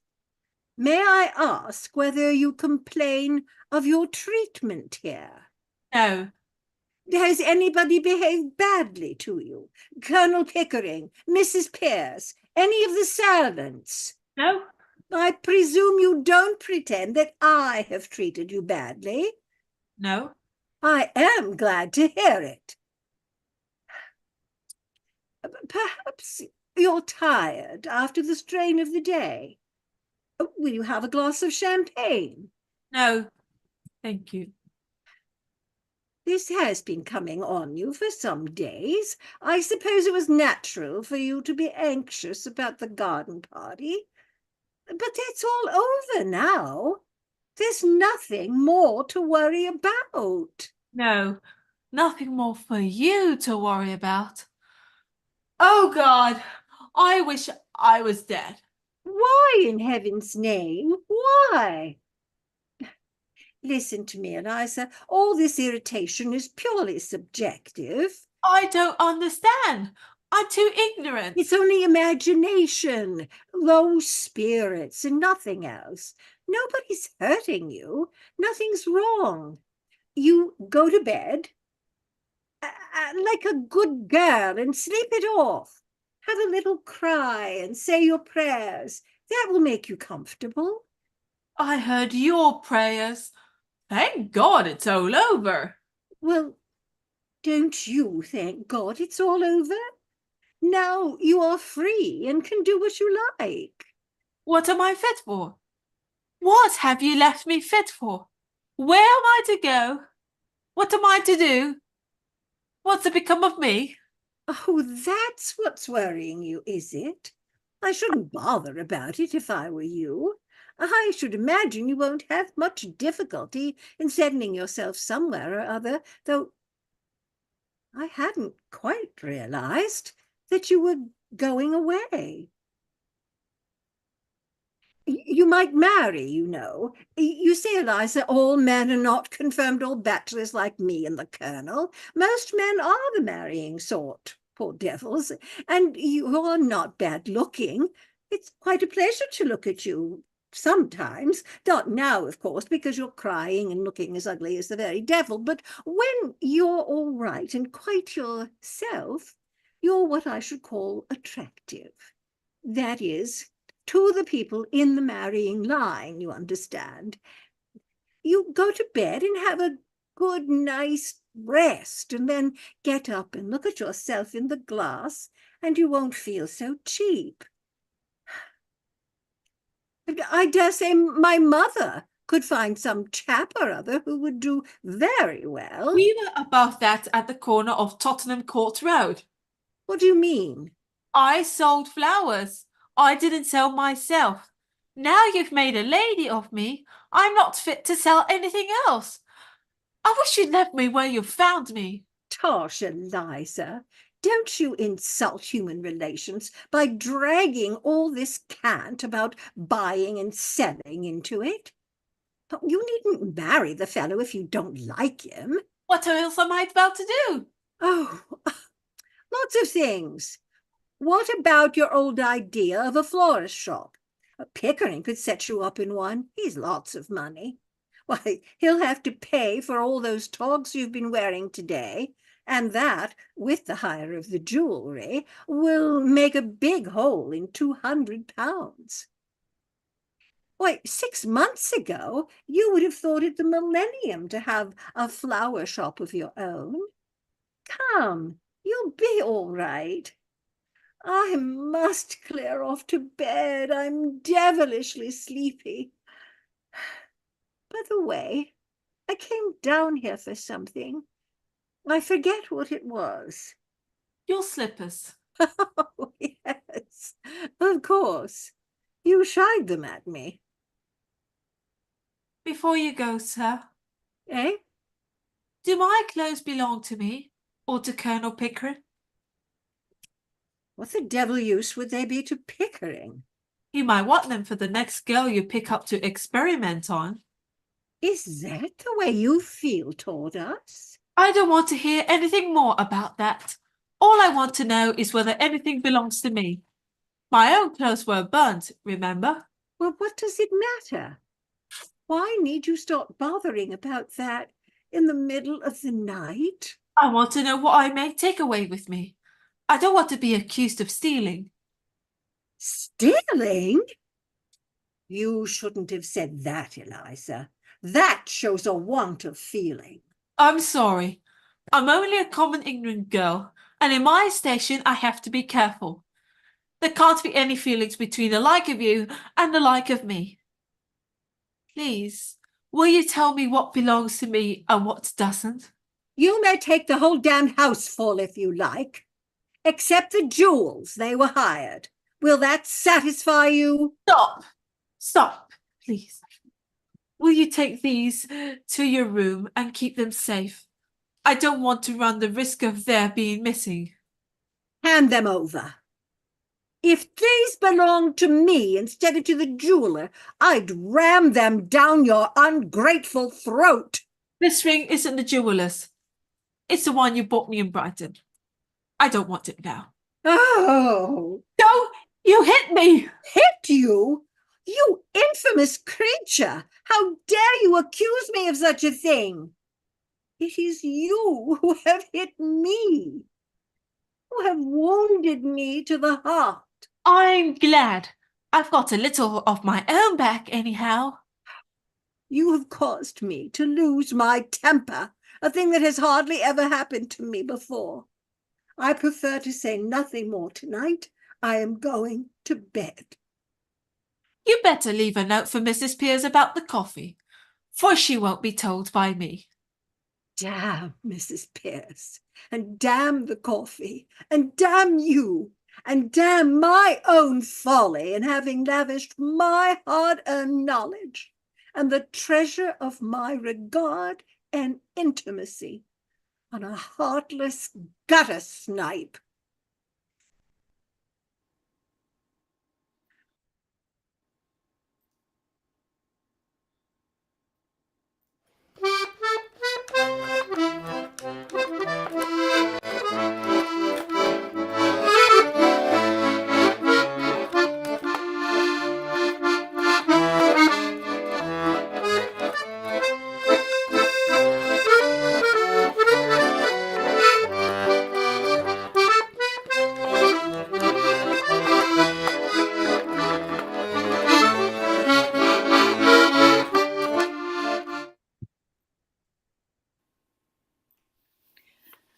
Mr. Henry, ma'am, is downstairs with Colonel Pickering. Well, show them up. They're using the telephone, ma'am. Phoning the police, I believe. What? Mr. Henry is in a state, ma'am. I thought you should know. If you had told me that Miss Henry were not in a state, it would have been more surprising. Tell them to come up when they've finished with the police. I suppose he's lost something. Yes, ma'am.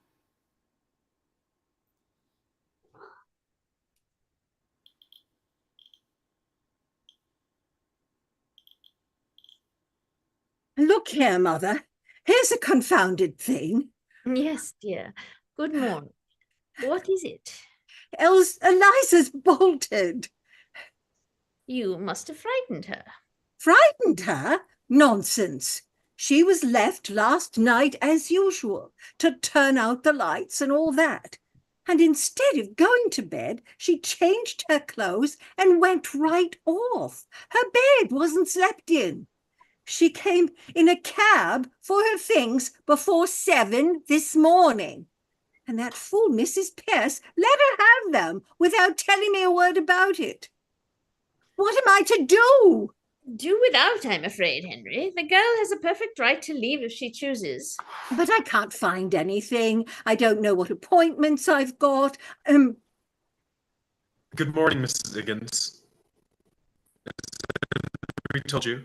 What does that ass of an inspector say? Have you offered a reward?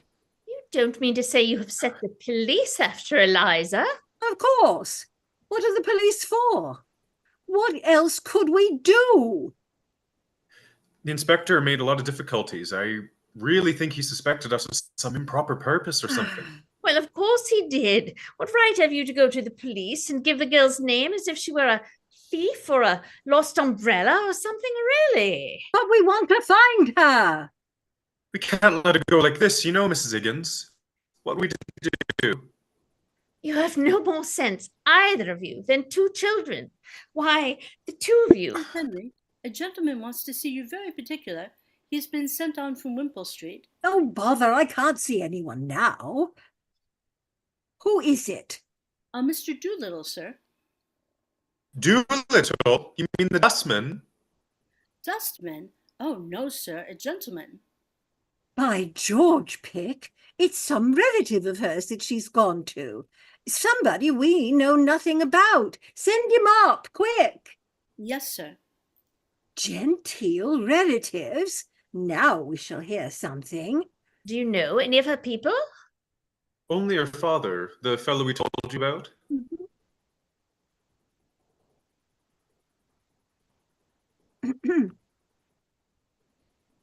Well, I hope she comes soon with him.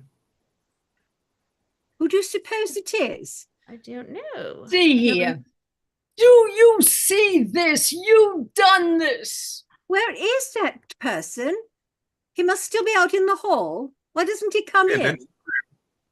We want to hear what you have to say, sir. Come What in. is he talking about? Yes, Done where what? is he? What's he accusing you of? I don't See know. here. Do you see this? You've done this. Done what, man?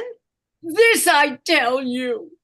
Look at it. Look at this hat. Look at this coat. Has Eliza been buying you clothes? Eliza?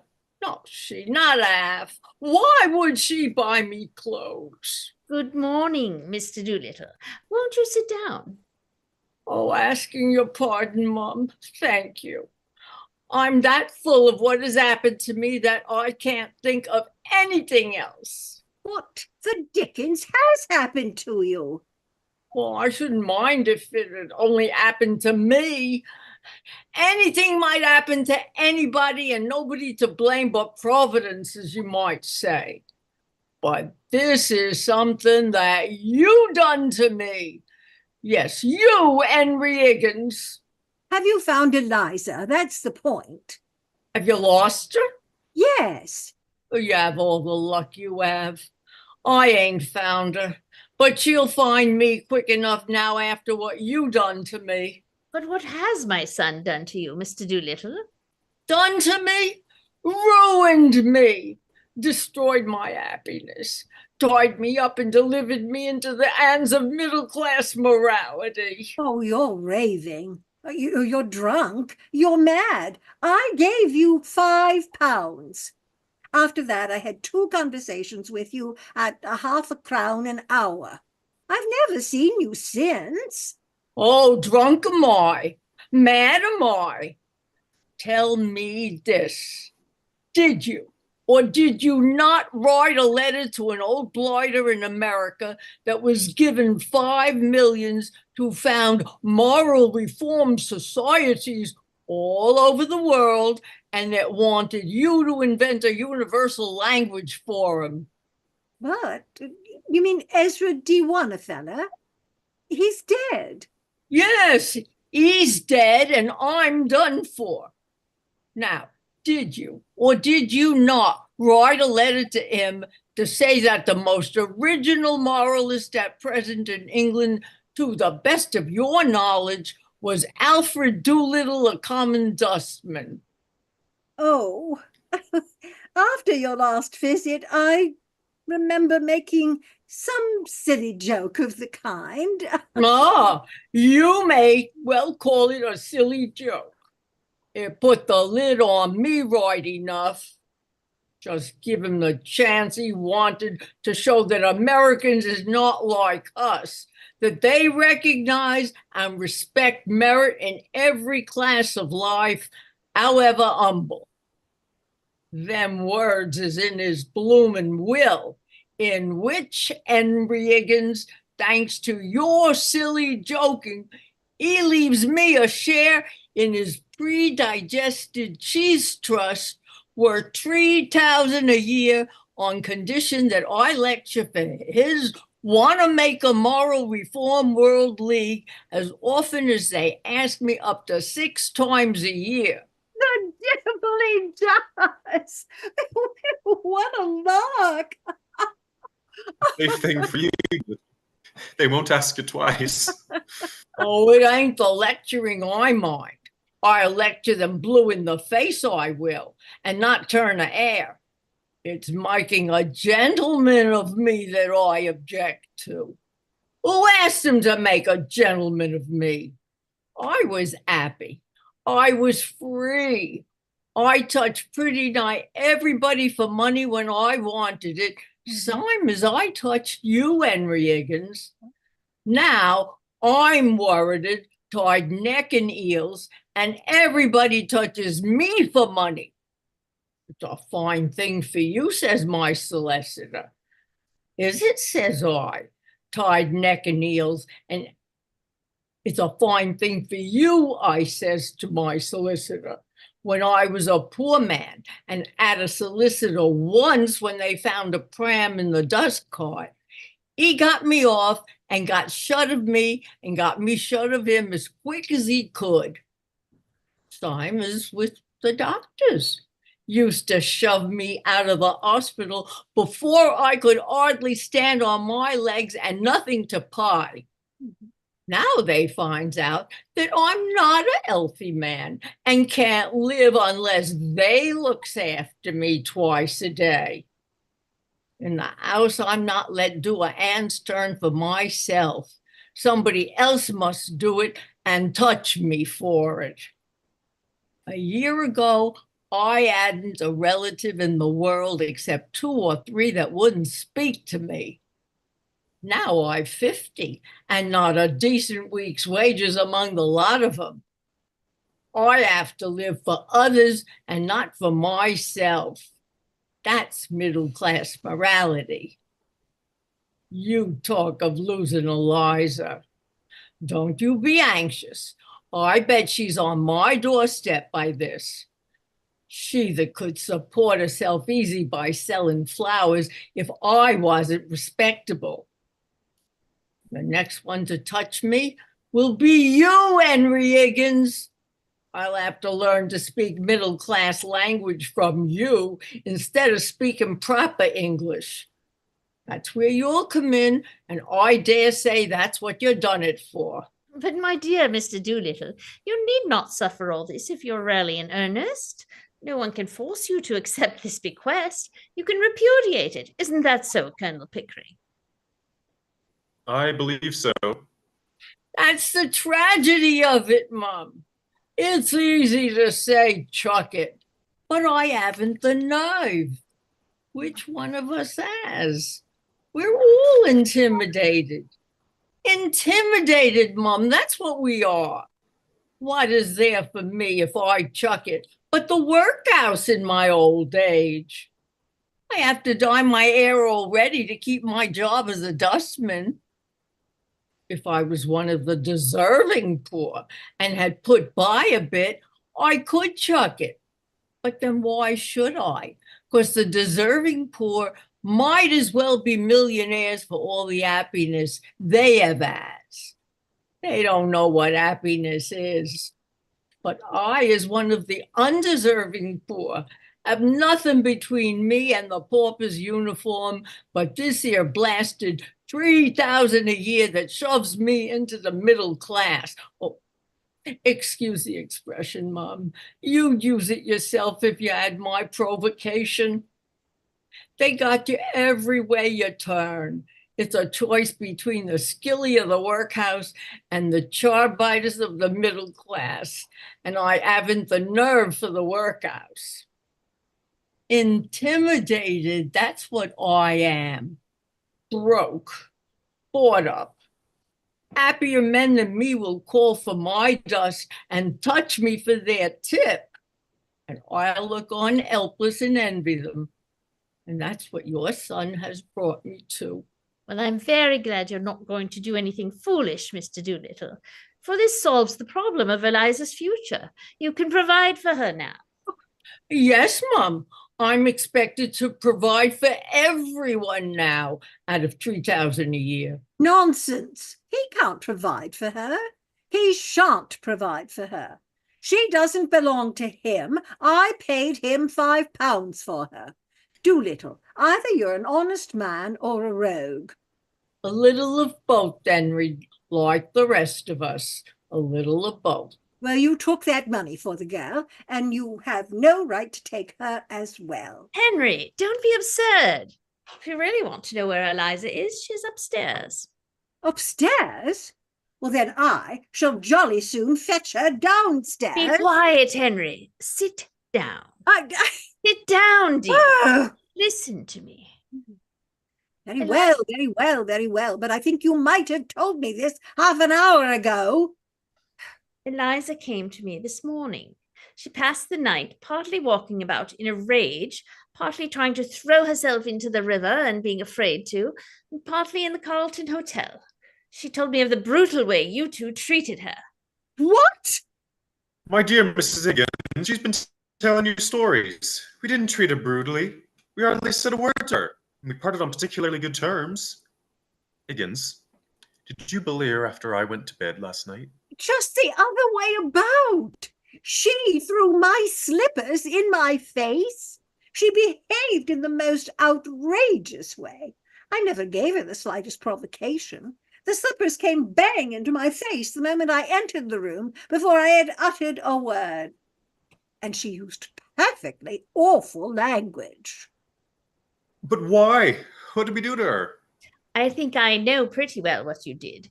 The girl is naturally rather affectionate, I think. Isn't she, Mr. Doolittle? Very tender-hearted, Mum. Likes after me. Just so. She has become attached to you both. She worked very hard for you, Henry. I don't think you quite realize what anything in the nature of brain work means to a girl like that. Well, it seems that when the great day of trial came and she did this wonderful thing for you without making a single mistake, you two sat there and never said a word to her, but talked together of how glad you were that it was all over and how you'd been bored with the whole thing. And then you were surprised because she threw your slippers at you. I should have thrown the fire irons at you. Well, we said nothing except that we were tired and wanted to go to bed. Did we, Pip? Quite sure? Yes. Really? Absolutely? That? Yes. You didn't thank her or pet her or admire her or tell her how splendid she'd been? But she knew all about that. We didn't make speeches to her, if that's what you mean. Perhaps we were a little inconsiderate. Is she very angry? Well, I'm afraid she won't go back to Wimpole Street, especially now that Mr. Doolittle is able to keep up the position you have thrust on her. But she says she's quite willing to meet you on friendly terms and to let bygones be bygones. Is she, by George? Oh! If you promise to behave yourself, Henry, I'll ask her to come down. If not, go home, for you have taken up quite enough of my time. Oh, all right. Very well. Hick, you behave yourself. Let us put on our best Sunday manners for this creature that we picked out of the mud. Now, Henry Higgins, have some consideration for my feelings as a middle-class man. Remember your promise, Henry. Mr. Doolittle, will you be so good as to step out on the balcony for a moment? I don't want Eliza to have the shock of your news until she's made it up with these two gentlemen. Would you mind? As you wish, Mum. Anything to help Henry to keep her off my hands. Ask Miss Doolittle to come down, please. Yes, ma'am. Now, Henry, be good. I am behaving myself perfectly. Yes. Henry, dearest, you don't look at all nice in that attitude. I was not trying to look nice, Mother. Doesn't matter, dear. I only wanted to make you speak. Why? Because you can't speak and hum at the same time. Oh. Where the devil is that girl? Are we to wait here all day? How do you do, Professor Higgins? Are you quite well? Am I? Well, of course you are. You are never ill. So glad to see you again, Colonel Pickering. Quite chilly this morning, isn't it? Don't you dare try this game on me. I taught it to you, and it doesn't take me in. Get up and come home, and don't be a fool. Very nicely put, Henry, indeed. No woman could resist such an invitation. You let her alone, Mother. Let her speak for herself. You will jolly soon see whether she has an idea that I haven't put into her head, or a word that I haven't put into her mouth. I tell you, I created this thing out of the squashed cabbage leaves of Covent Garden, and now she pretends to play the fine lady with me. Yes, dear, but you'll sit down, won't you? Oh! Will you drop me altogether now that the experiment is over, Colonel Pickering? Oh, don't. You mustn't think of it as an experiment. It shocks me somehow. Oh, I'm only a squashed cabbage leaf. No! And I owe so much to you that I should be very unhappy if you forgot me. That's very kind of you to say so, Miss Doolittle. It's not just because you paid for my dresses.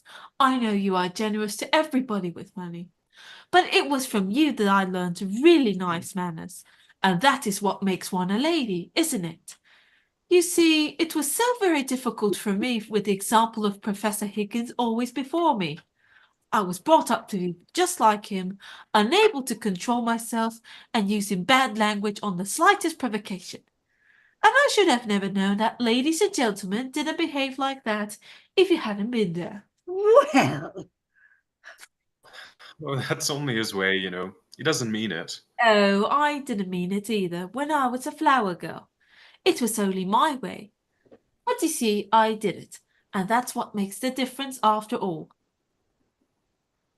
No doubt. Still, he taught you to speak, and I wouldn't have been able to do that myself, you know.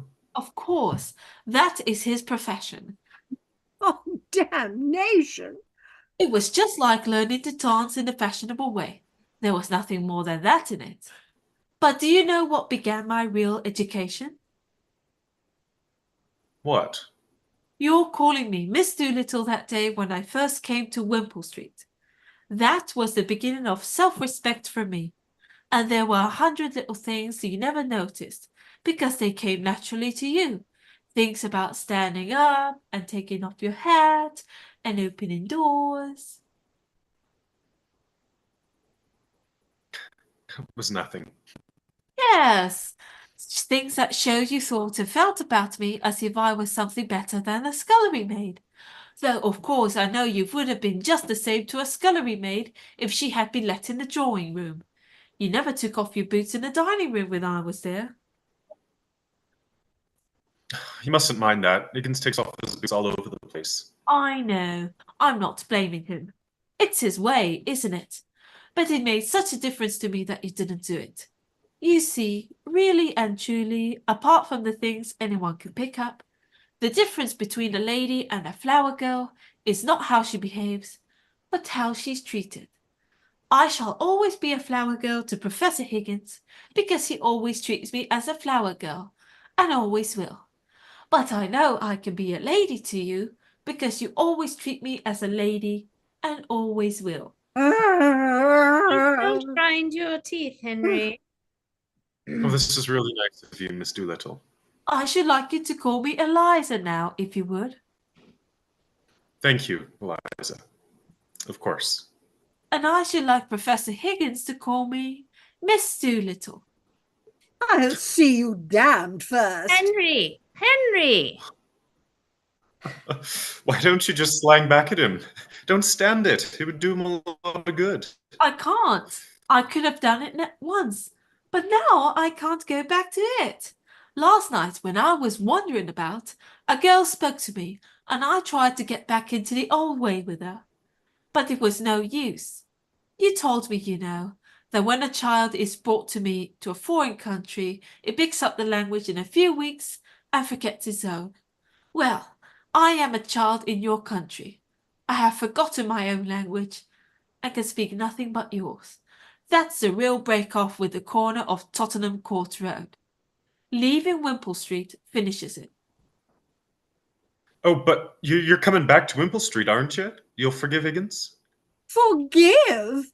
Will she, by George? Let her go. Let her find out how she can get on without us. She will relapse into the gutter in 3 weeks without me at her elbow.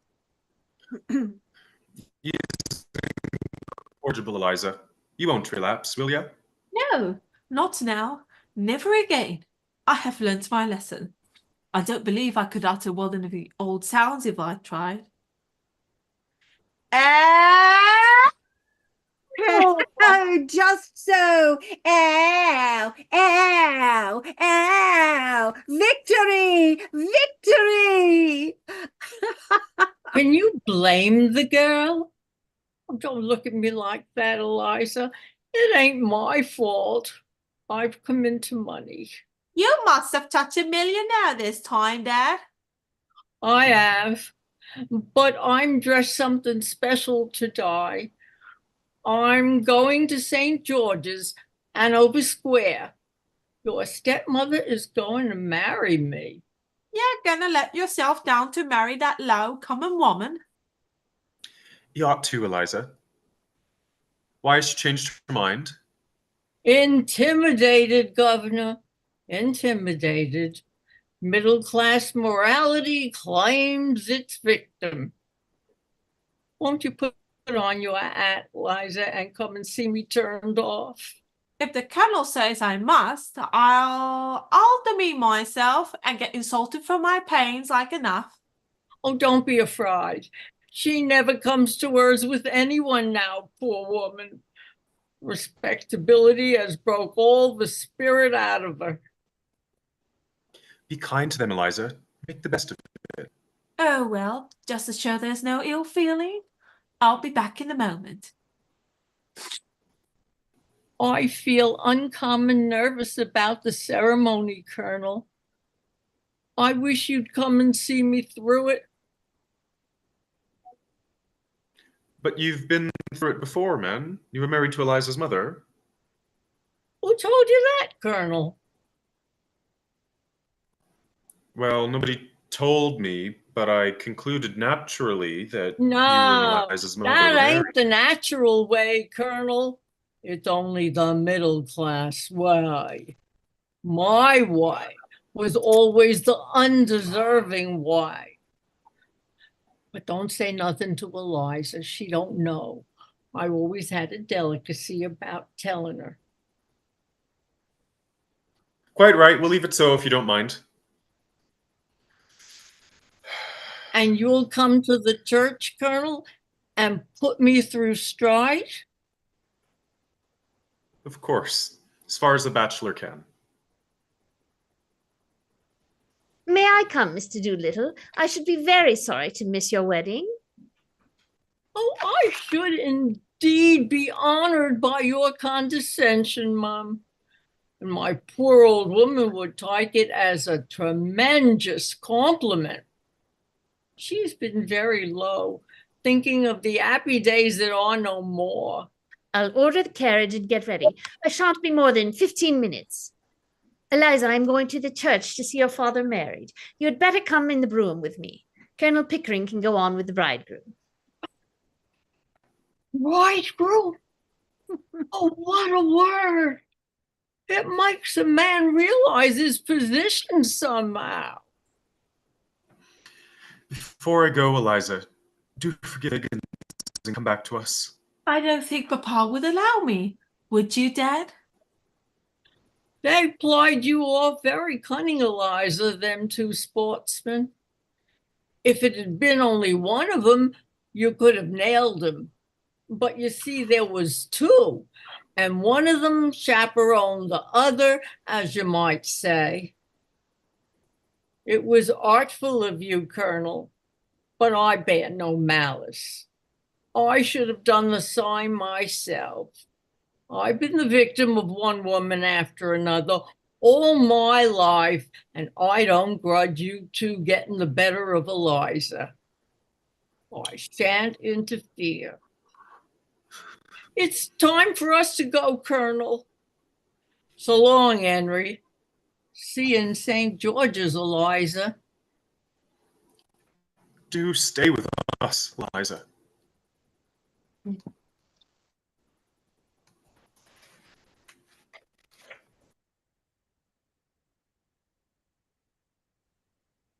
So? Mr. Doolittle, I thought you were leaving. Huh. Am I? Mr. Doolittle, there, he has gone. Well, Eliza, you've had a bit of your own back, as you call it. Have you had enough? And are you going to be reasonable? Or do you want any more? You want me back only to pick up your slippers and put up with your tempers and fetch and carry for you? I haven't said I wanted you back at all. Oh, indeed. Then what are we talking about? About you, not about me.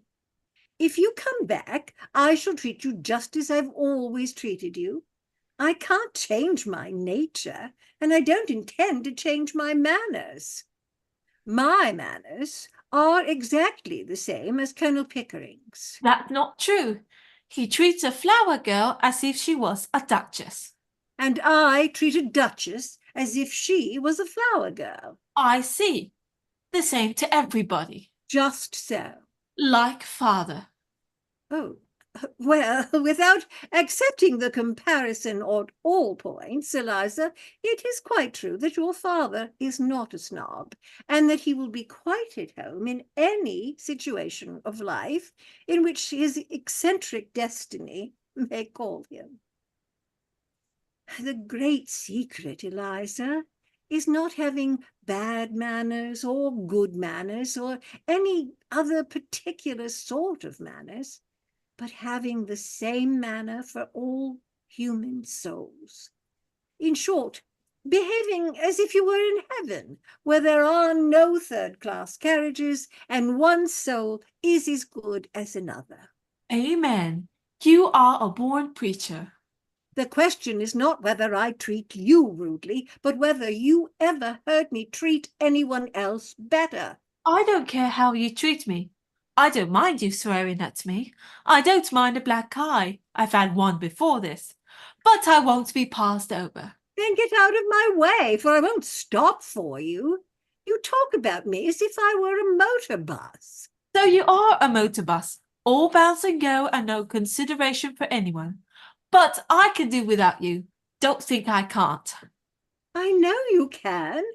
I told you you could. I know you did, you brute. You wanted to get rid of me. Liar. Thank you. You've never asked yourself, I suppose, whether I could do without you.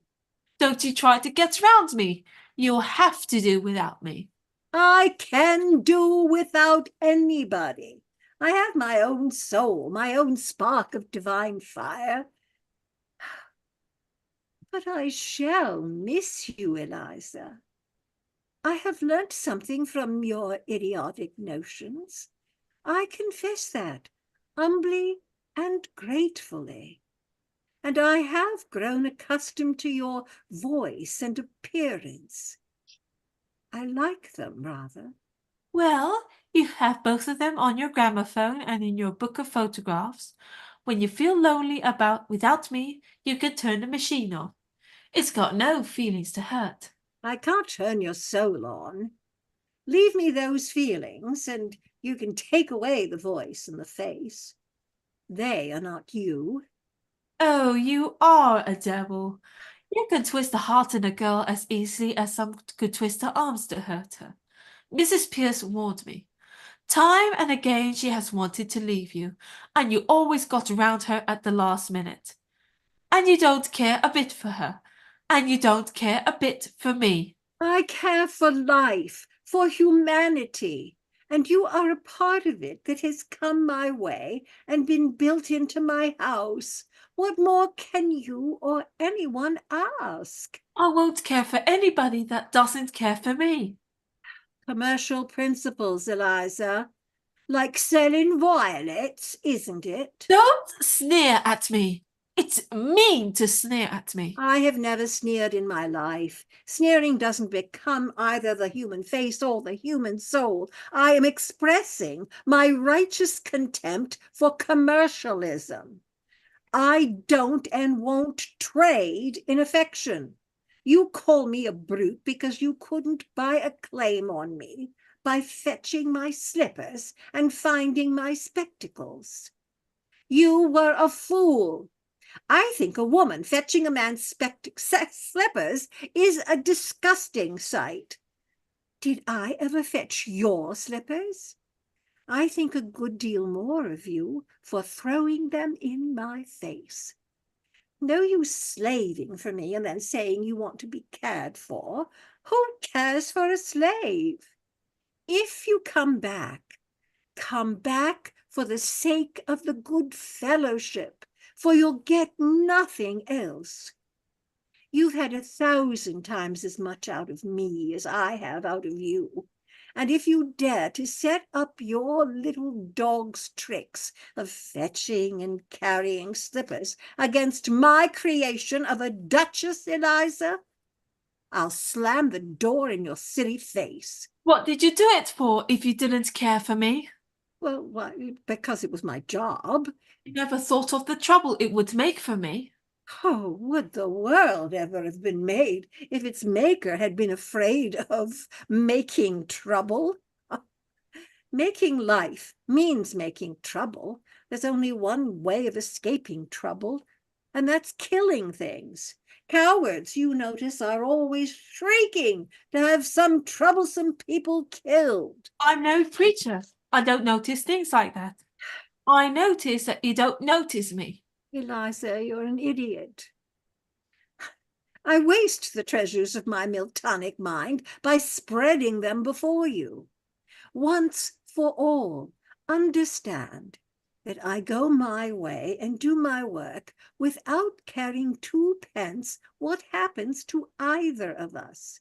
I am not intimidated like your father and your stepmother. So you can come back or go to the devil, which you please.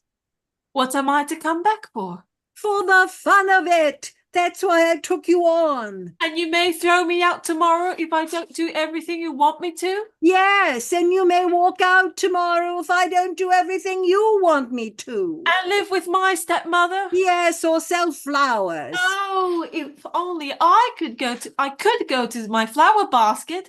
I should be independent of both you and father and all the world. Why did you take my independence from me? Why did I give it up?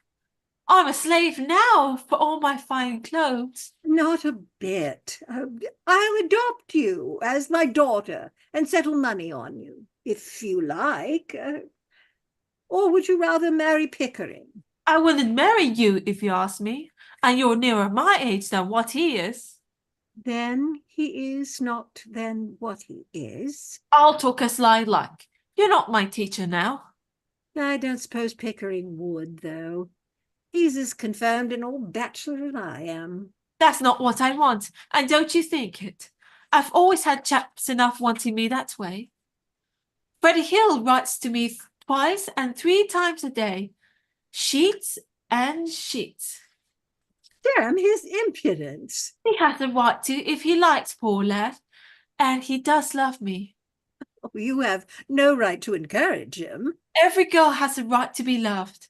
What? By fools like that? Freddie's not a fool, and if he's weak and poor and wants me, maybe he'd make me happier than my betters that bully me and don't want me. We make anything of you. That's the point. Perhaps I could make something of him. But I never thought of us making anything of one another, and you never think of anything else. I only want to be natural. In short, you want me to be as infatuated about you as Freddie. Is that it? No, I don't. That's not the sort of feeling I want from you. And don't you be too sure of yourself or of me. I could have been a bad girl if I'd liked. I've seen more of some things than you, and for all your learning. Girls like me can drag gentlemen down to make love to them easy enough, and they wish each other dead the next minute. Of course they do. Then what in thunder are we quarrelling about? I only want a little kindness. I know I'm a common England girl, and you a book-to-learn gentleman, but I'm not dirt under your feet. What I did, was not for the dresses and the taxis. I did it because we were pleasant together, and I came to care for you, not to want you to make love to me, and not forgetting the difference between us, but more friendly-like. Well, of course. That's just how I feel, and how Pickering feels.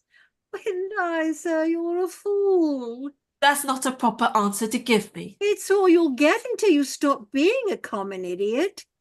If you're going to be a lady, you'll have to give up feeling neglected if the men you know don't spend half their time sniveling over you and the other half giving you black eyes. If you can't stand the coldness of my sort of life or the strain of it, go back to the gutter. Work till you are more a brute than a human being, and then cuddle and squabble and drink till you fall asleep. Oh, it's a fine life, the life of the gutter. It's real, it's warm, it's violent. You can feel it through the thickest skin. You can taste it and smell it without any training or any work. Not like science and literature and classical music and philosophy and art. You find me cold, unfeeling, selfish, don't you? Very well. Be off with you to the sort of people you like. Marry some sentimental hog or other with lots of money and a thick pair of lips to kiss you with and a thick pair of boots to kick you with. If you can't appreciate what you've got, you'd better get what you can appreciate. Oh, you are a cruel tyrant. I can't talk to you. You turn everything against me. I'm always in the wrong. But you know very well all the time that you're nothing but a bully. You know I can't go back to the gutter, as you call it, and that I have no real friends in the world but you and the Colonel. You know very well I couldn't bear to live with a low common man after you two, and it's wicked and cruel of you to insult me by pretending I could. You think I must go back to Whipple Street because I have nowhere else to go but father's. But don't you be too sure that you have me under your feet to be trampled on and talked down. I'll marry Freddie, I will, as soon as he's able to support me. Rubbish! You shall marry an ambassador. You shall marry the Governor-General of India, or the Lord Lieutenant of Ireland, or somebody who wants a deputy queen. I'm not going to have my masterpiece thrown away on Freddie. You think I'd like you to say that, but I haven't forgot what you said a minute ago, and I won't be coaxed round as if I was a baby or a puppy.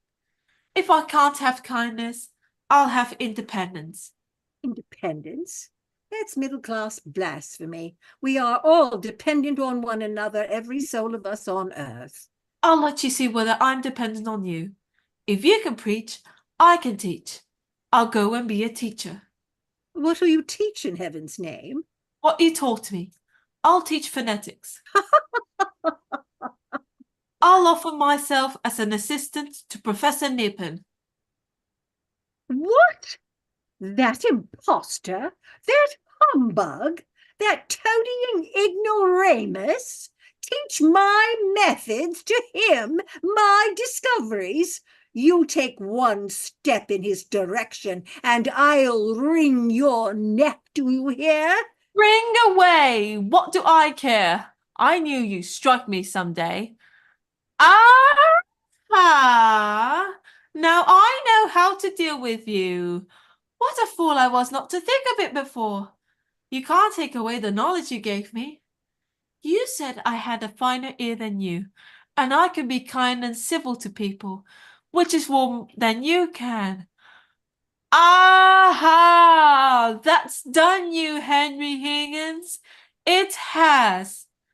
Now I don't care that for your bullying and your big talk. I'll advertise it in the papers that your Duchess is only a flower girl that you taught, and that she'll teach anybody to be a Duchess just the same in 6 months for 1,000 guineas. Oh, when I think of myself crawling under your feet and being trampled on and called names, when all the time I had only to lift up my finger to be as good as you, I could just kick myself.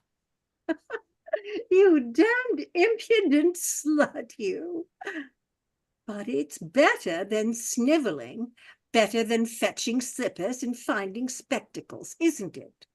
By George, Eliza, I said I'd make a woman of you, and I have. I like you like this. Yes, you turn round and make up to me now that I'm not afraid of you and can do without you. Of course I do, you little fool. 5 minutes ago you were like a millstone round my neck. Now you're a tower of strength, a consort battleship. You and I and Pickering will be 3 old bachelors together instead of only 2 men and a silly girl. Carriage is waiting, Eliza. Are you ready? Quiet. Is the professor coming? Certainly not. He can't behave himself in church. He makes remarks out loud all the time on the clergyman's pronunciation. Then I shall not see you again, Professor. Goodbye. Goodbye, dear.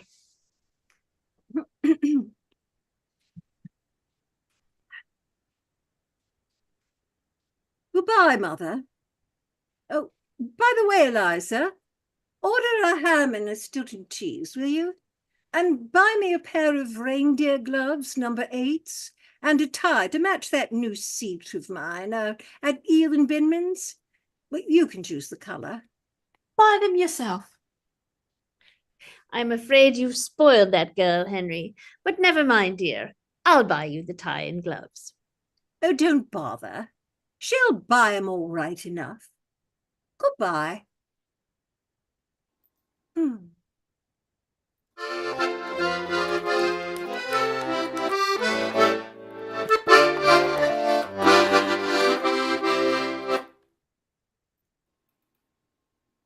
Hi everyone.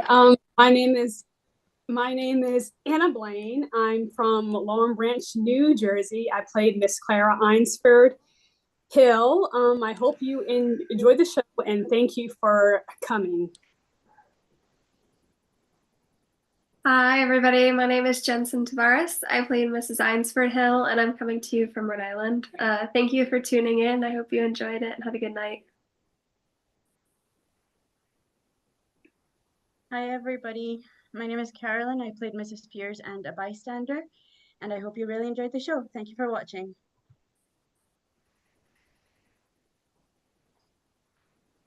I am Jonathan Davis. I played Freddie. I'm also from Buffalo, New York. I hope you enjoyed the show, and I'm glad you came. Hello, I'm Aliana Garcia, and I've played Eliza Doolittle. I hope you enjoyed the show, and thank you very much. Hello, I'm Joshua R. Reed. I was Colonel Pickering. I live in Calgary, Canada. Thank you very much for watching our play. I'm Priscilla McFerrin. I live in State College, Pennsylvania, and I played Henry Higgins, and I'm happy that all of you were with us. Bye-bye. I'm Hillary Appleman. I played Mrs. Higgins, and I am also in State College.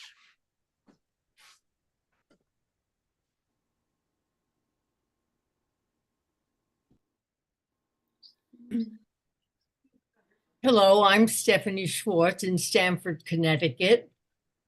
I'm not Cockney. Thank you for coming to our play.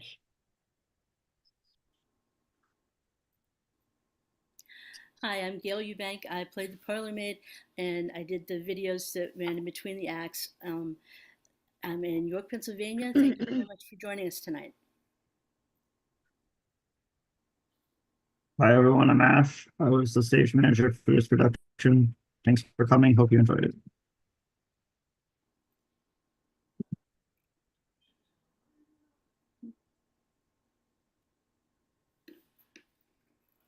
Yes, thanks. Thank you. Glad you enjoyed the show. The program link will be in the text box under the video once we upload it. And please share the show with your friends and family so they can come back and watch. Good night, everybody. Good night. Hey. Night.